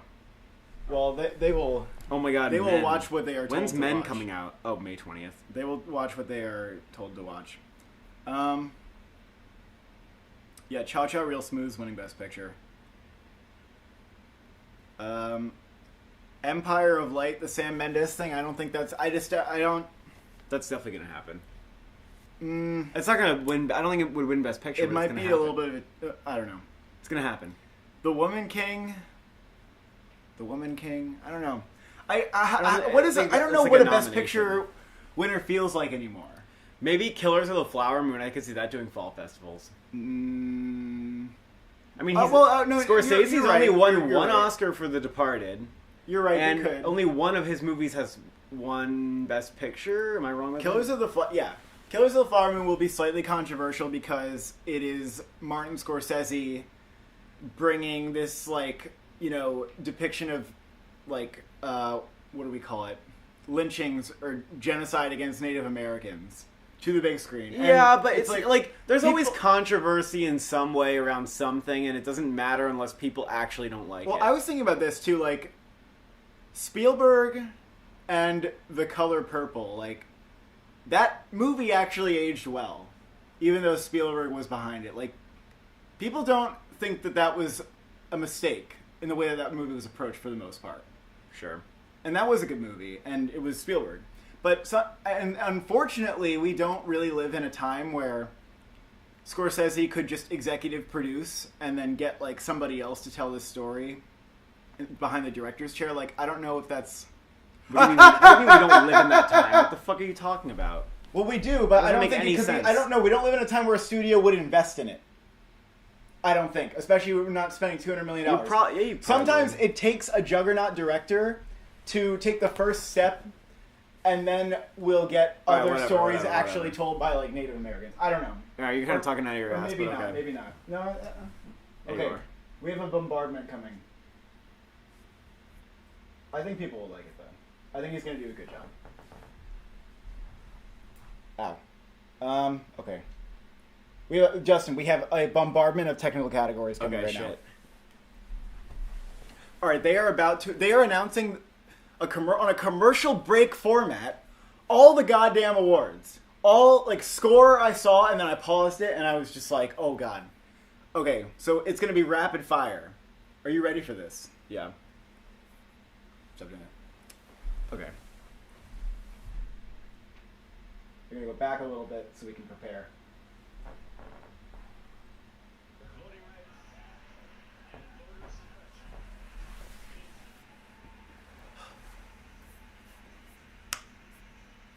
What's going on? What are you doing?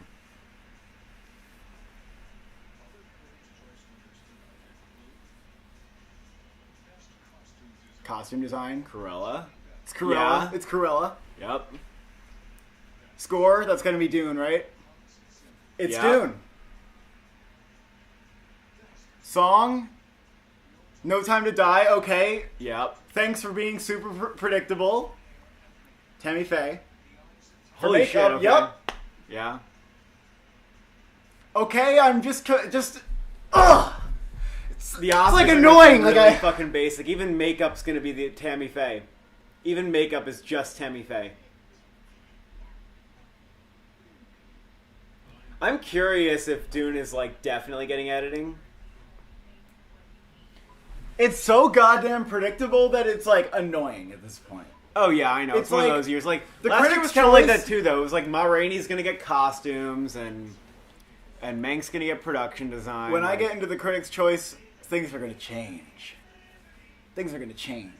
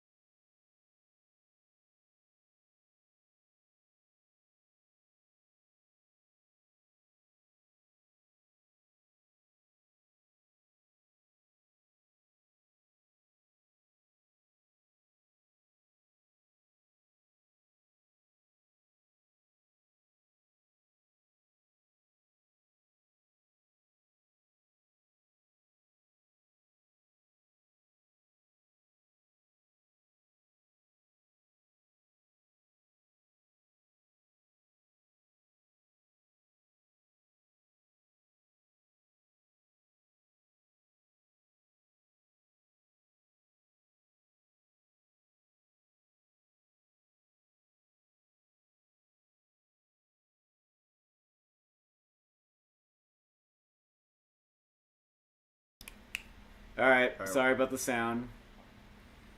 Okay. I mean, if you didn't get to see the reactions, like They we were recorded, all, we recorded. They them, were all like, so. of course. I mean, I think, like, people on Twitter who are members of the Critics' Choice, I don't think any of them are trying to predict the Oscars. I think it's just that when you have all these people together and you have a large organization, they end up settling on a lot of the same things. Because I just feel like I don't like saying it's polling like a massive body of people, and if something gets 30% of the votes and everything else gets 20%, then that thing keeps winning. Like, I think that they like trying to put support behind certain things to win the Oscar, but it's just too cynical for me to say that a Critics' Choice member just goes, I'm predicting the Oscars, woohoo! Like, I just don't think that people actually do that. no. I feel like that's a little too cynical for me. Yeah. Now what? Now what? Are we still talking? We still want to talk about next year's Oscars? We have 45 minutes, and we have like a lot of awards to go. 13 Lives. Actually, no, we don't. They did all the acting awards. What do we have? We need So- screenplay, we need director, picture. Someone and then says some that text. their top three are Babylon, Bardo, and 13 Lives. Those are all in my top 10. 13 Lives is absolutely something that people... What's 13 Lives again? That's the Rescue. Oh, Ron yeah. Howard yeah. is directing The Rescue, the live-action version of The Rescue, and Viggo Mortensen and Colin Farrell's in it. I feel like Colin Farrell's going to get an Oscar nomination in supporting actor. And it's going to be nice that he has his first nomination. And that might be one of those inspirational movies that gets like a 70-something on Metacritic or even a 60-something and still gets nominated for Best Picture because God help us. But the cinematographer did Memoria. Call Me By Your Name, right? What? And Suspiria. Oh, yeah. Like, good cinematographer on a Ron Howard movie. Which is nice. Would The Power of the Dog win if you guys were selecting the winners personally? Again, I don't have a really strong opinion on, like, what I want to win. I would say, I mean, my favorite in the lineup is Licorice Pizza, so I would have to vote for that if I was voting. Because that's just my favorite. I'm not head over heels for it. I would write in Teton. That's what I would do. I would do a write-in vote. Because that's, I don't know. I just don't need it. Anything else in here? Cha-Cha Real Smooth becoming a Sleeper Awards contender would be nice. Cha-Cha Real Smooth will not be nominated for Best Picture.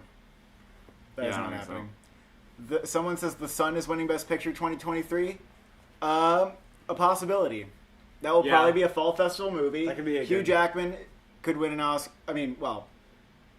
Hugh Jackman's probably in contention for nomination. Laura Dern, Vanessa Kirby, and Anthony Hopkins. Like, my goodness. Can Will Smith still lose? No. He won the BAFTA, where Cumberbatch was the strongest, and the answer is no. It's like very, very slim to he loses at this I point. would give Will Smith a 90 90. or more percent chance of Yeah. winning. 90 or more. Someone said, like, what are the unpredictable categories? Like, which ones are unpredictable? Well, production design, adapted screenplay.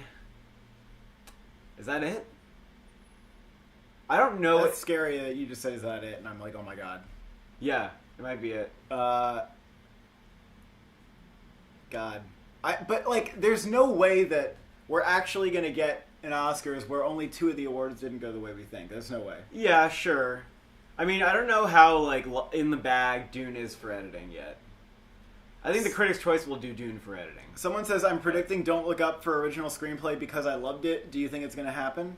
Well, number one, no, I don't think it's going to happen. Adam McKay has an Oscar, and PTA needs one really bad, and even Kenneth Branagh doesn't have an Oscar. Number two, I don't think predicting something because you loved it is always the best idea. And Don't Look Up has really had a tough time winning anything this season. it's been getting a lot of nominations, but it's not winning any screenplay awards. It's not winning any ensemble awards. It's not winning, like... It's just not winning stuff. And that's because not enough people like it, where they're getting behind it and supporting it. Not enough support, because it's too divisive. The Northman is getting production design. Oh, I was telling you about this earlier. The Northman's not getting any nominations. I don't care how good it is. I don't care how good it is. You don't care how good it is? Yeah, you do. It's going to be The Green Knight. It's going to be The Green Knight. It's going to be like Us or whatever, where it comes out early in the year, and it's going to be divisive with audiences. Audiences are not just going to be like, yay, woohoo, like it's going to be a total slow burn. We know this from test screening reactions. The Northman's going to be a total slow burn. Critics might eat it up, and yet it's not going to get any nominations. If it was in black and white, then maybe it would get cinematography. That's not happening. Some things just get goose egged. You know, I was saying before, when you got a goose egg, when you know a goose egg, you just know. Like, I'm thinking of any things. Total destined to be a goose egg the entire year. And yet, you know, people still thought, oh, maybe screenplay, maybe cinematography or whatever, and none of it happened. We have... What if Power of the Dog doesn't win PGA? If Coda wins PGA, you're going to find me really being close to predicting Coda. Yeah. However... Yeah. That could make it It interesting. still matters to me that Power of the Dog got 12 nominations. 12. Yeah, I mean, Coda winning PGA is what I would need to consider maybe. Yeah. That it wins Best Picture. Or else, like, I'm not going to hesitate to pick Power of the Dog. Yeah. Even if it means I'm only going to predict Power of the Dog for Best Director and Picture, because I really do feel like Coda might win Screenplay. Who is a moderator, and if somebody is a moderator, can we kick out we can Mr. do that. Mr. Cole, you don't need a Chicken? moderator. Oh, okay. It's your fucking channel. I don't know. Yeah, get that guy out of there. We have somebody who donates $10 and says, hi, guys. Wait, move that so I can see. And hello to you as well, Lucy, and thank you for the $10, because we will return your hello. Oh, you just put them in timeout, I guess. What else? Someone called me a Don't Look Up fan as an insult. I have to stand by that. I like Don't Look Up, and there's nothing that can be done about it. There's nothing that can be done or said about it. I enjoyed the movie. I saw it with the crowd, and I was having a great time. I was having a great time at Don't Look Up, okay? You cannot take that away from me. I think it's funny, and I think the actors are funny in it. And when I watch clips back to go, did I really like Don't Look Up? I usually go, yeah, I did actually really Wait, like Don't what Look is this? Up. Production design.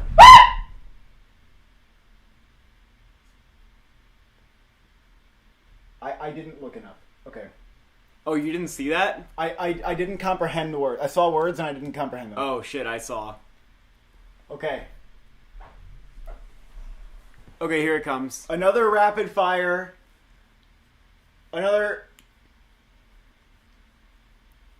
More technical awards are being rapid fired during commercials. Let's go with round 2. That's not during commercials. You can't do Okay, something fine. that's not a commercial during a commercial. More technical awards are about to be rapid fired out more technical awards are about to be rapid fired at us, and we're just gonna have to take that in.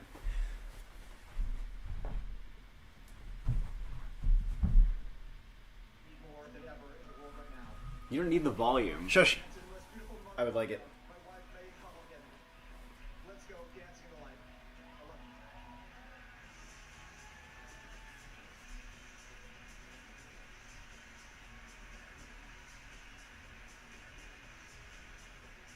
Other critics' choice Production design. This is an important one. It's a big one. design. Patrice Burnett. It's Dune. It is Dune. Won the BAFTA don't and think the I can bet Critics' against the that. BAFTA and the Critics' Choice are so Cinematography. in sync. Cinematography! Sarah Brochard and Oh my God! What? West Side Story editing?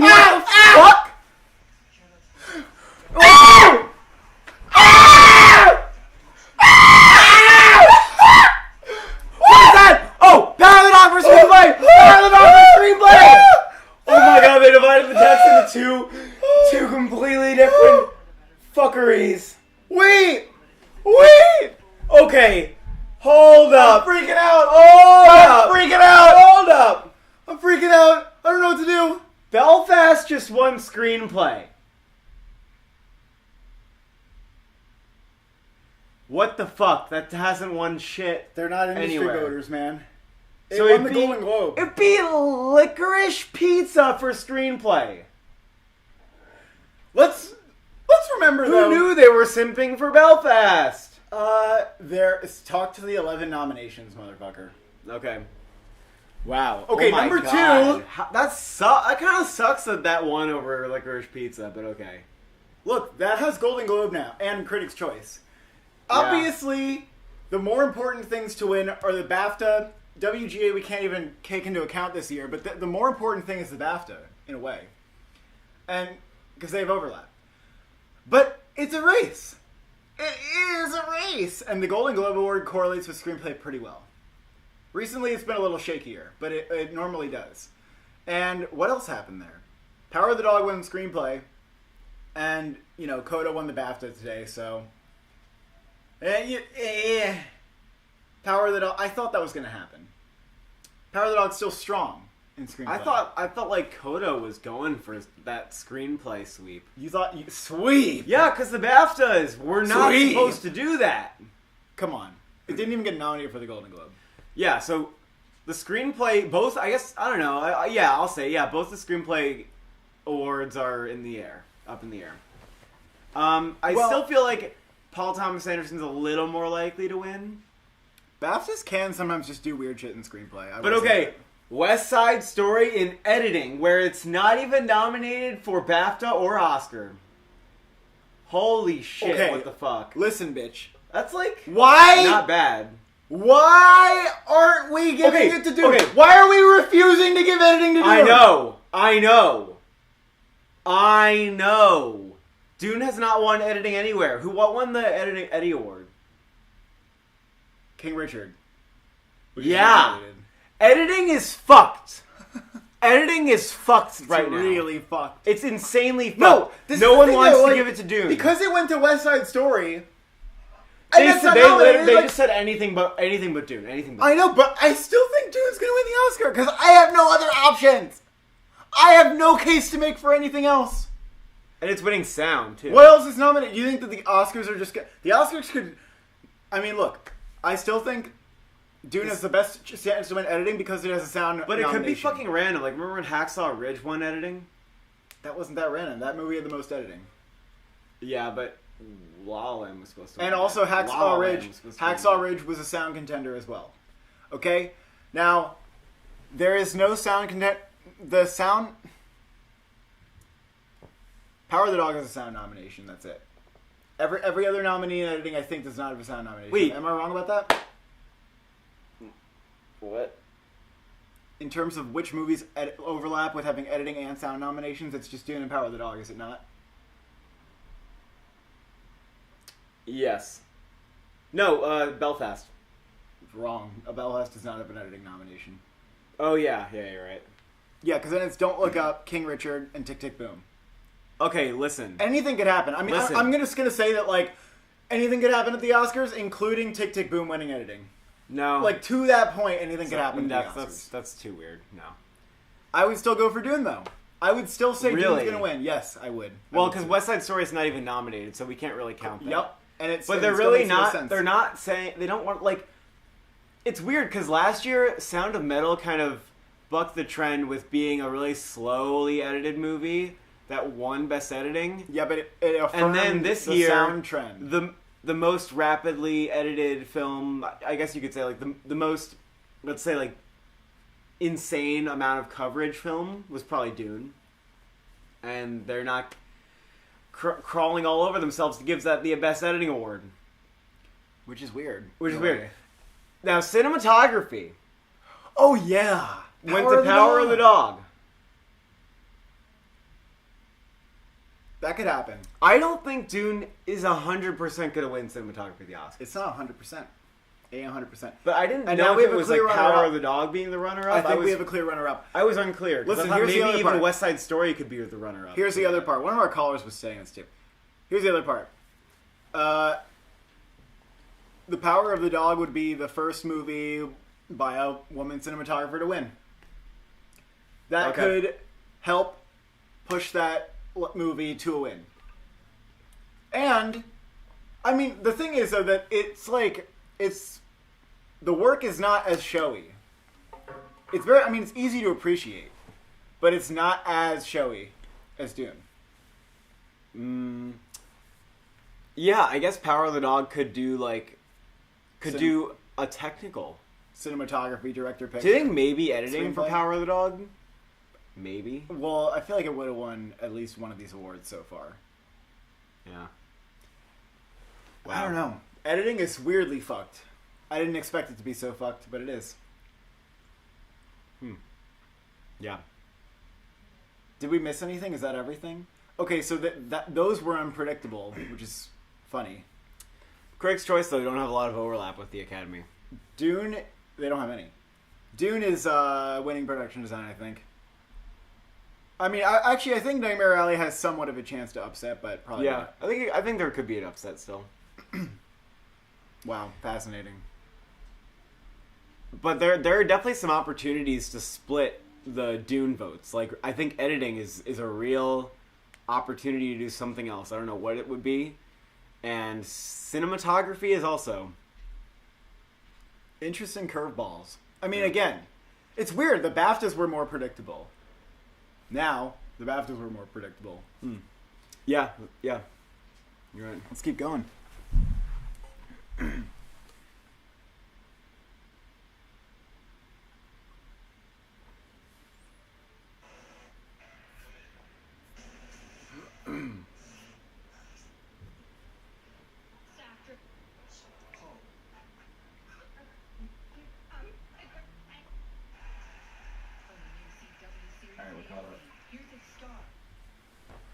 Oh boy. Well, that was welcome. I'm glad that we got some surprises. We have someone saying, I think Don't Look Up could win screenplay at the Oscars, considering it's popular with non-film Twitter people. Controversial, topical movie has been winning lately. Plus, I don't think it matters that Adam McKay has already won. Okay.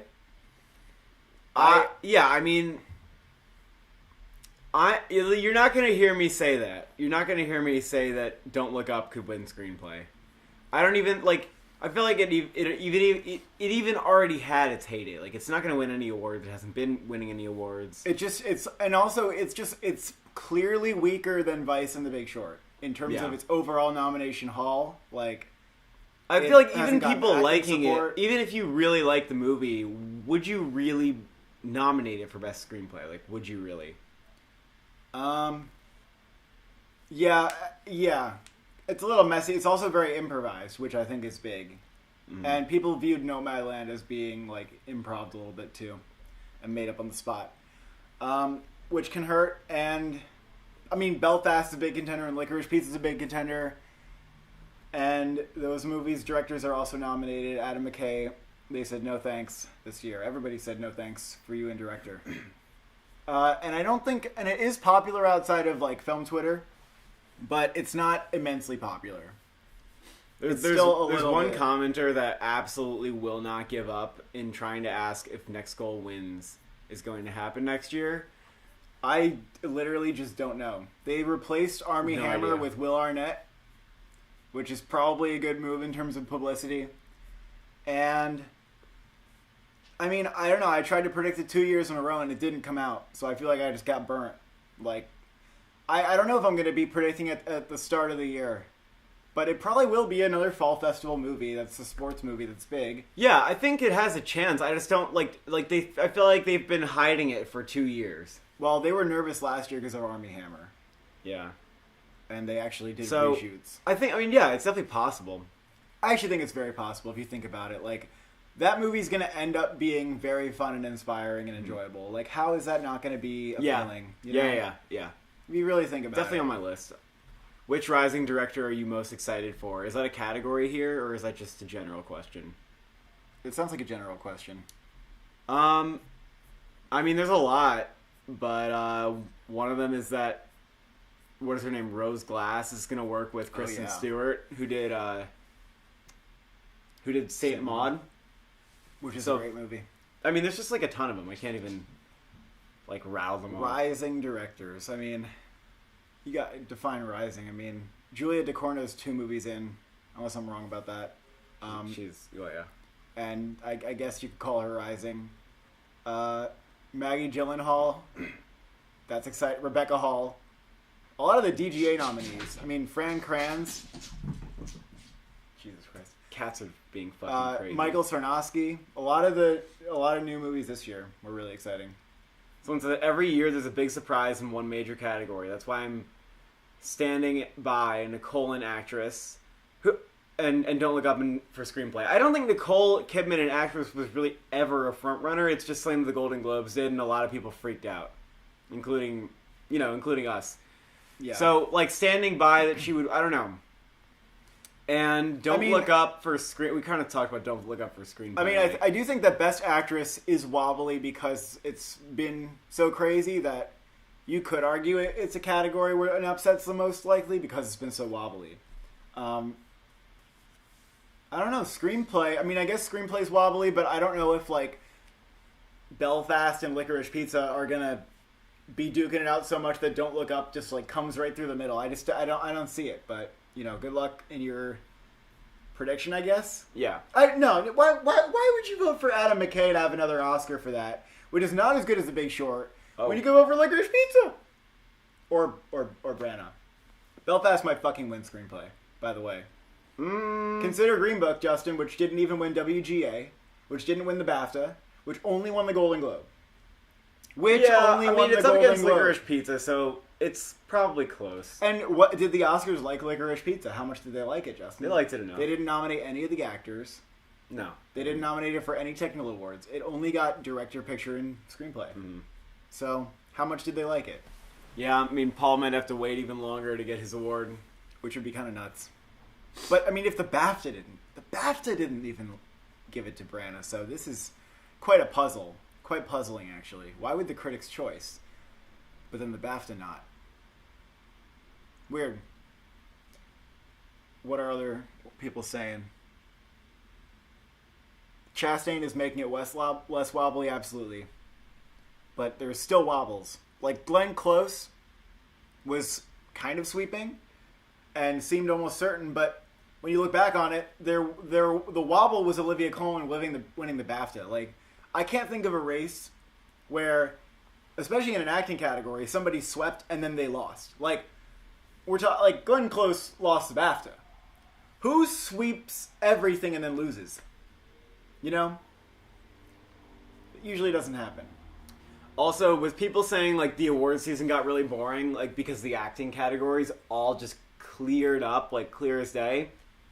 Yeah, but realize that that's usually how it works. Like, last year was an exception where we were like, okay, maybe we have clarity on supporting actress and supporting actor, but actor and actress are fucking weird.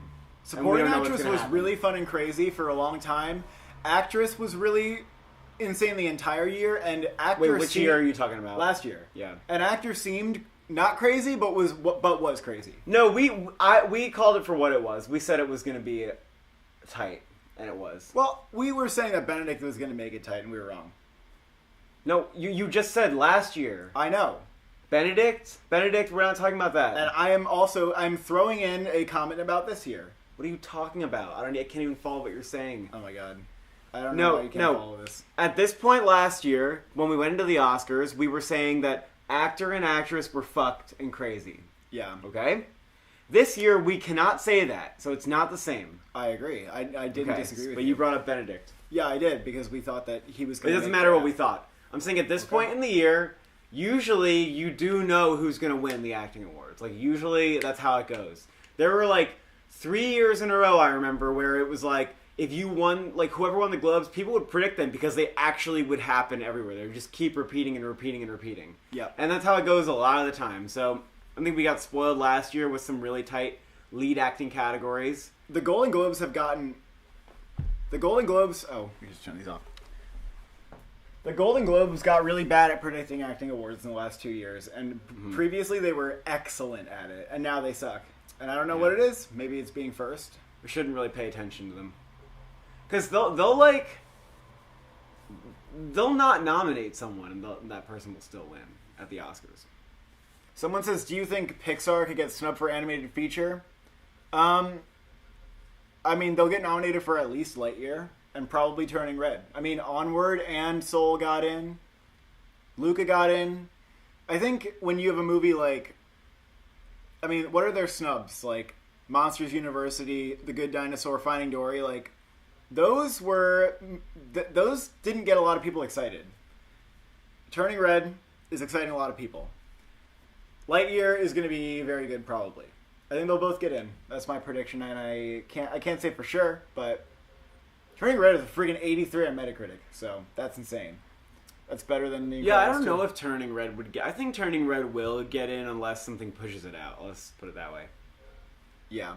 And the animated feature race will also have Del Toro's Pinocchio and Wendell and Wild. Got a couple stop-motion contenders in there. Spider-Verse Lightyear 2 is exciting. Oh, yeah. Spider-Verse 2 is going to win, probably. That or Lightyear, probably. Spider-Verse 2. You say so? That would be my prediction right now. You know, we haven't gotten to animated feature, but... Oh, you know what? Interesting. The Annies gave Mitchells and Machines the Best Animated Feature award, but they have some kind of history with beefing with Disney, and that is why at those awards Klaus won, and How to Train Your Dragon, I think 2, and maybe I think How to Train Your Dragon 1 beat Toy Story 3. So them giving it to Mitchell's is not that weird. It's like, okay, I get that you're trying to stray away from Disney because they do that a lot at the Annies, but unless Mitchell's and the Machines wins here, or PGA, I don't really think it's going to happen. I think Encanto's going to win. So that race is also pretty locked in.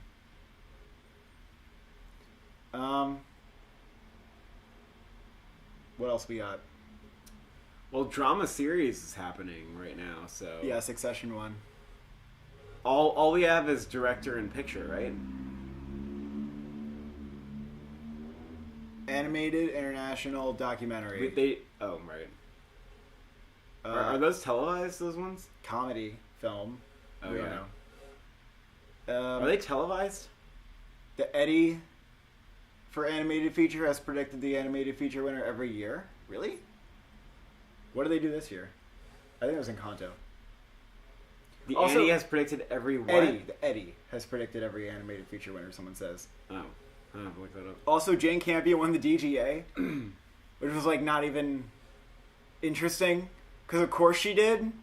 And also DGA went with Attica for instead of Summer of Soul, which is surprising, but I'm not going to take that too seriously at all.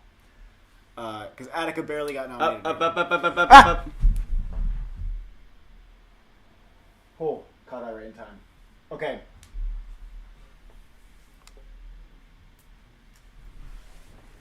We got more awards coming. Let's see what they got in store. You're not gonna have like you're in the video. You're not gonna be editing you saying, "Okay, we have more awards coming." Well, who knows? All right.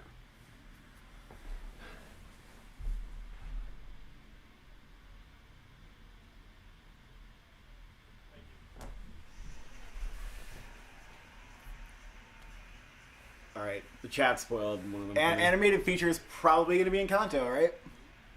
Could be.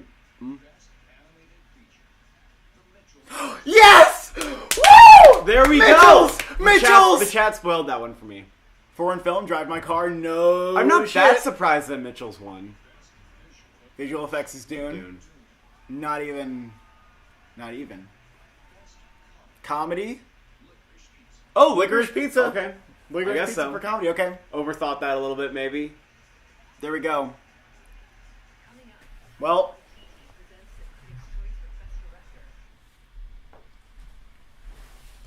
You know what? The Oscars could go with Mitchell's. What do you think about that? I don't think much of it. I think it makes sense that it won here. And I then kind it's of probably agree. still going to be Encanto at the Oscars. But it's a race, because now the Annies and the Critics' Choice have gone with Mitchell's. Oh, yeah, but that's BAFTA true. went Okay. with Encanto. But the thing with BAFTA, I think they're really good at predicting the Oscar because they go with Disney a lot, and so do the Oscars.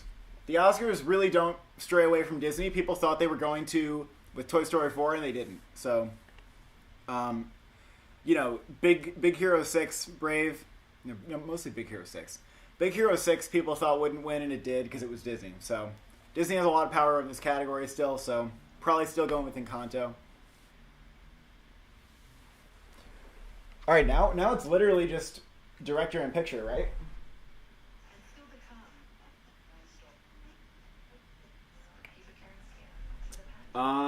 International was Drive My Car. Documentary, did they do that? I don't think we did documentary. Wait, do we have another whole round of awards? No, it's not going to be another whole round because, like, what would it be? We have literally. Do we miss documentary? We might have missed documentary.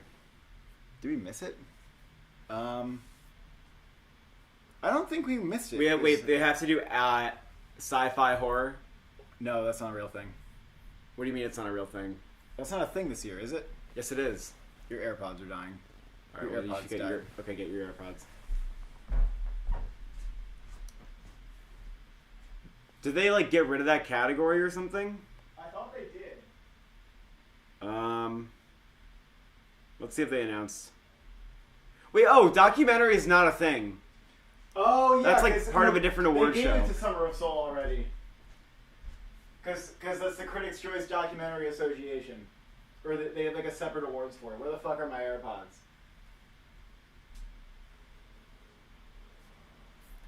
I don't know. You're responsible for them. Well, this was always going to be a problem. Not really. Not if you didn't lose them. Well, it was always going to be a problem with me losing my AirPods, because of course it would be. You were just editing, no? I don't know what I was doing. I wasn't using them. Well, we don't really need them, Cole. Oh, I found them. We don't really need them. I was charging them and being responsible. Yes, we do. For what? Callers? We're not doing any more callers. We're done. Alright, if you say so. Alright, if you want. What is the chat going off about?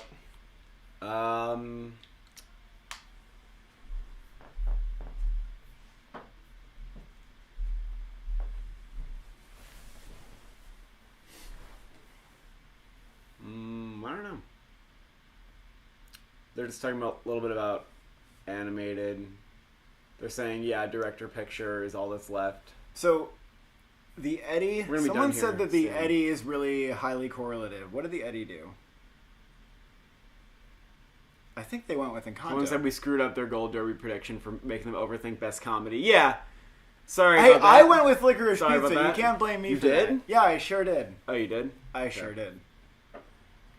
Fair enough. Right.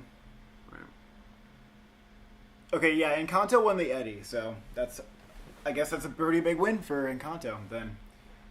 What else is left? I mean, they just gave drama series, so I feel like we actually might be at Best Director. Oh, we have like 15 minutes left. We're totally at Best Director right now. Let me turn this up.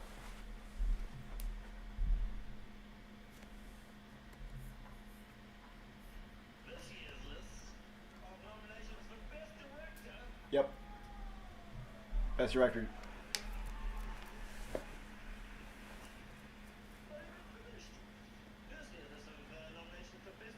I know what's happening. Alright, Best Director. It's going to be Campion. I feel like there's almost no unpredictability here on out. Power of the Dog won screenplay and cinematography. It's going to win director, and then boom. You see what they're doing? They're putting Taika Waititi, who's a New Zealander, giving an award to another New Zealander. There you go.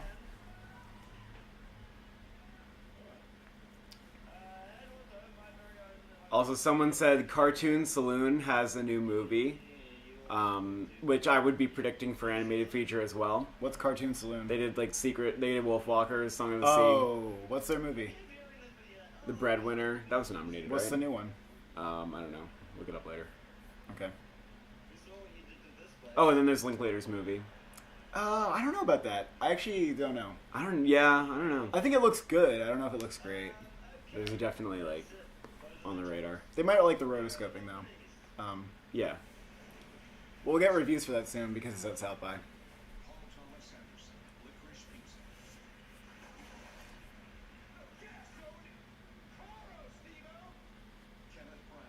Again, they just show Bradley Cooper freaking out for the director clip, which is odd.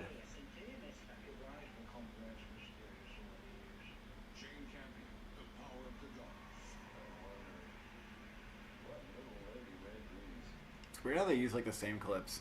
It's that weird. Yeah, the Critics' Choice kind of sucks to watch because they have to cram film and TV into it. Just makes it like really annoying, and TV is just so fucking long. They had way more TV awards that new people care about. Like anything that has actors just getting make on the it stage, into a they have different to show. Like it's not even fun because look at how short the clips are. They're like 5 seconds each. And it's like, how are you? What do you? How are you showing the directing in these clips? They're acting clips. Okay, here we go. Yeah, Jane Campion. Okay, there we go. I mean, this is. It's about as big a lock as you can get. It is. It's like the biggest lock of the night, I think. Again, doing visual effects, bigger lock. Whatever. That is doing a visual effects. 100% chance of winning. That and this are... And Drive My Car and International. Yeah. If you want to think about, like, the biggest locks in any category. Alright, we're going to skip forward. And then we're going to get to Best Picture. Because Power of the Dog's going to win. Oh, no, we can't skip forward.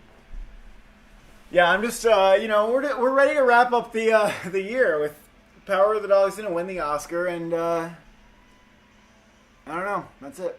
What do you want? I do think PGA could be unpredictable. I do think there's like. Can you fast forward? Nope. Oh. Her mouth kind of looks like Chicken Run characters. I always think of that when she talks.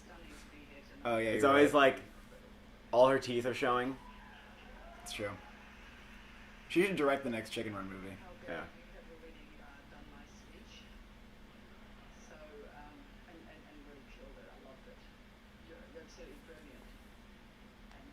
Biggest log is Ariana DeBose. I mean, she's about as big as anybody could be. Yeah. She's probably about as locked in as Jane Campion. Yeah, I'd put her up there. I mean, Troy Kotzer, dare we say it? Like, I wouldn't dare say he's we wouldn't as dare. big We of a wouldn't dare. lock. I would say he's pretty big.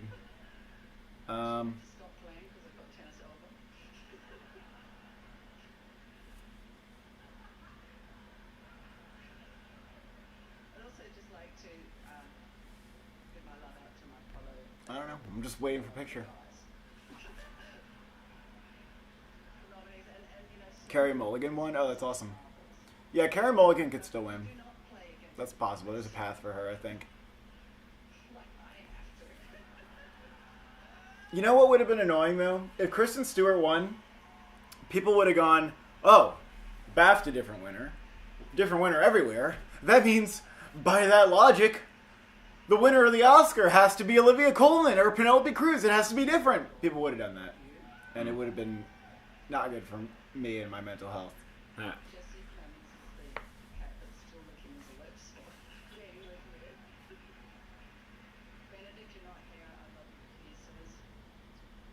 You remember how, oh, never mind.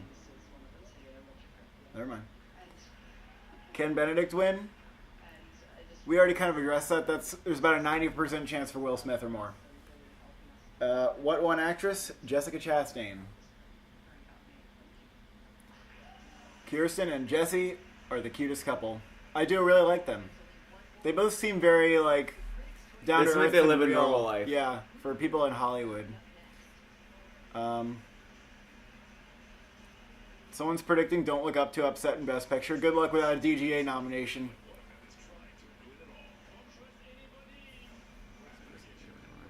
I would say the animated feature race is like 70% Encanto, 30% Mitchell's, maybe. And I would say that the song and score nominations for Encanto also help it. Why are people saying you won? Because I won. Oh. I won the award. That's great. People are memeing a lot now. Let's see. We had to get another commercial break. We couldn't just go right into Best Picture. We know what the fuck's happening. It's not even ambiguous. Like, Coda didn't even win screenplay. Yeah, well, Belfast won screenplay. Yeah, you want to predict that? Do I want to predict that You want to predict that for Best Picture now? at the Critics' Choice? Absolutely not. How many awards do they nominate We for? should just end the stream right here. We should just fake that we see Power of the Dog getting the award. And We have to remember that they did nominate Belfast for 11 awards, which is more than Power of the Dog. So there's that. I don't know. What if Coda wins now and PGA? It's not going to win now. Paul McCartney winning score and song next year for High in the Clouds. I'm going to have to look that up. I don't know what that is. High in the Clouds. Oh, it's an animated movie. Netflix. Based on a book by Paul McCartney. Is this a feature-length movie? I don't know. Directed by the lead animator of Anomalisa. You know what? Maybe they could campaign Paul McCartney for a song. That's actually kind of interesting. I don't know about score. I don't know if this movie's going to be like... I can't fucking tell. Alright, we're back. The Best Picture award is coming up. And we're just waiting for Power of the Dog to win. Because we all know that's happening. This is like 2011, 12, and 13. That's the era that we're in right now, where Best Picture is just super predictable. You know, from years 2014 to 2020, it was very unpredictable. But last year and this year, it's just...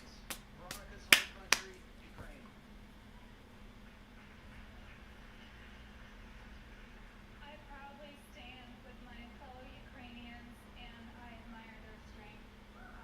They have faced unimaginable adversity with such profound grace and bravery.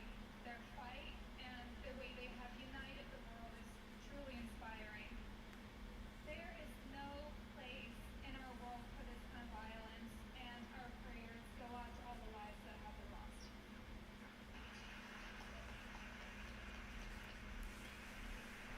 I feel like the entire Ukraine conflict has been solved tonight. Yeah. With the BAFTA and the Critics' Choice speeches. They should be calling it out, though. It's not really worth being like, oh, it's like Hollywood talking about politics. Like, it's still important to talk about it. Yeah, but it's just...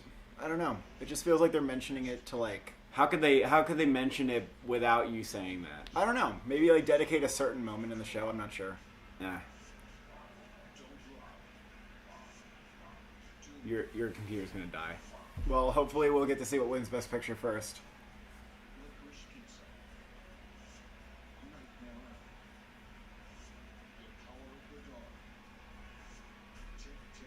Oh yeah, 9 out of 10. 9 out of 10 Best Picture nominees. I know, and people were like, "There's no way they're gonna do 8. Oh, they can't do 9." It's like, yeah, they can. Of course they can. And the Critics' Choice for the Best Picture is Oh, let's go to bed.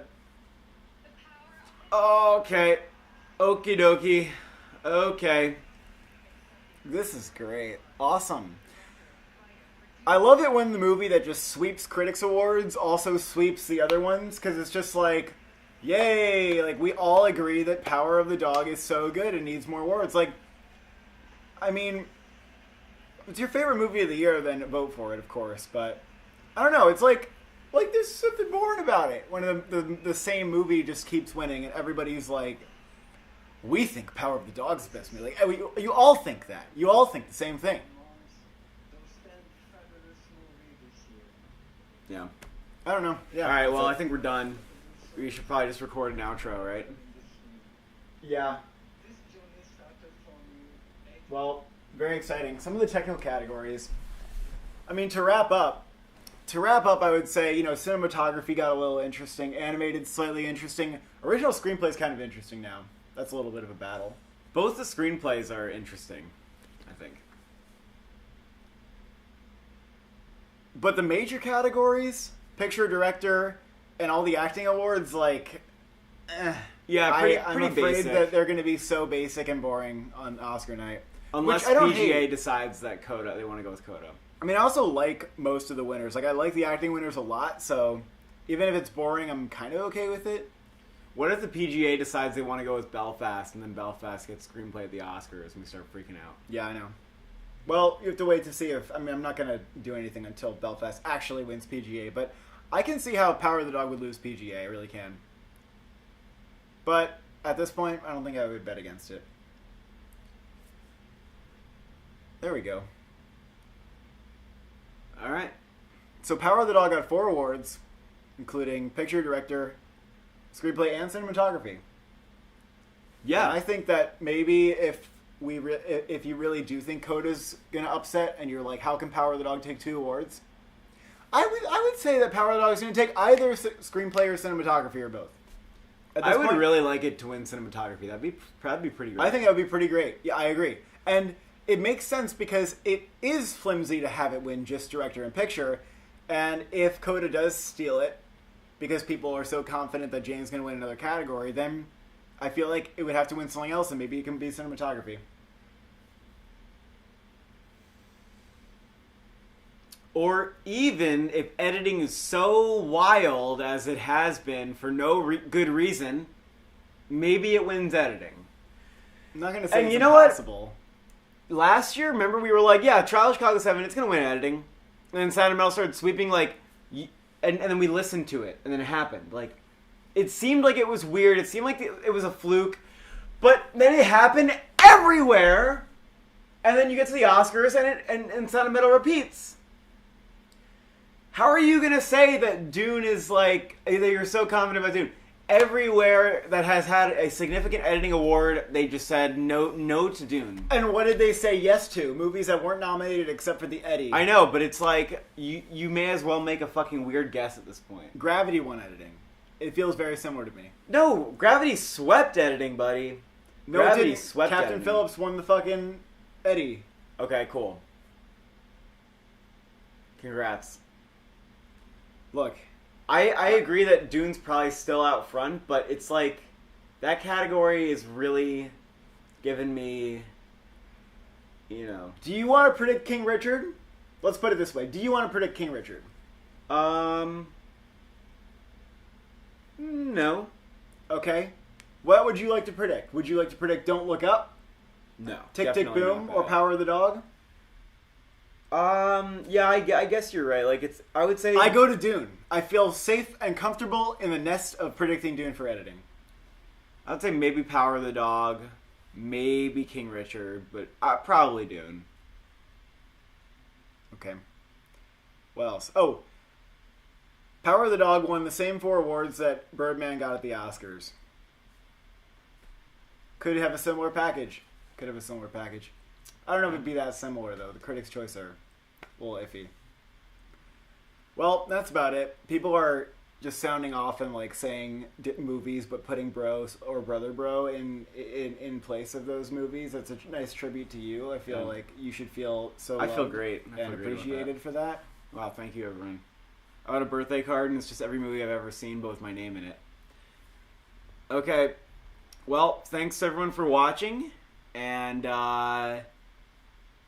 thanks for bringing your energy and your spirit and yourself into this live stream. We hope it was interactive enough for you. I know the Critics' Choice are kind of fucking boring because I don't know what's going on with TV, and I can't talk about that at all. But hopefully it'll be more fun Oscar night. We will do another live stream. Probably, I don't know if we'll do Discord anymore. Maybe just like no. We'll see. We could think about doing like a Twitter thing. I don't know. We Anyway, tried that, didn't work. all right. Bye, everyone. Goodbye.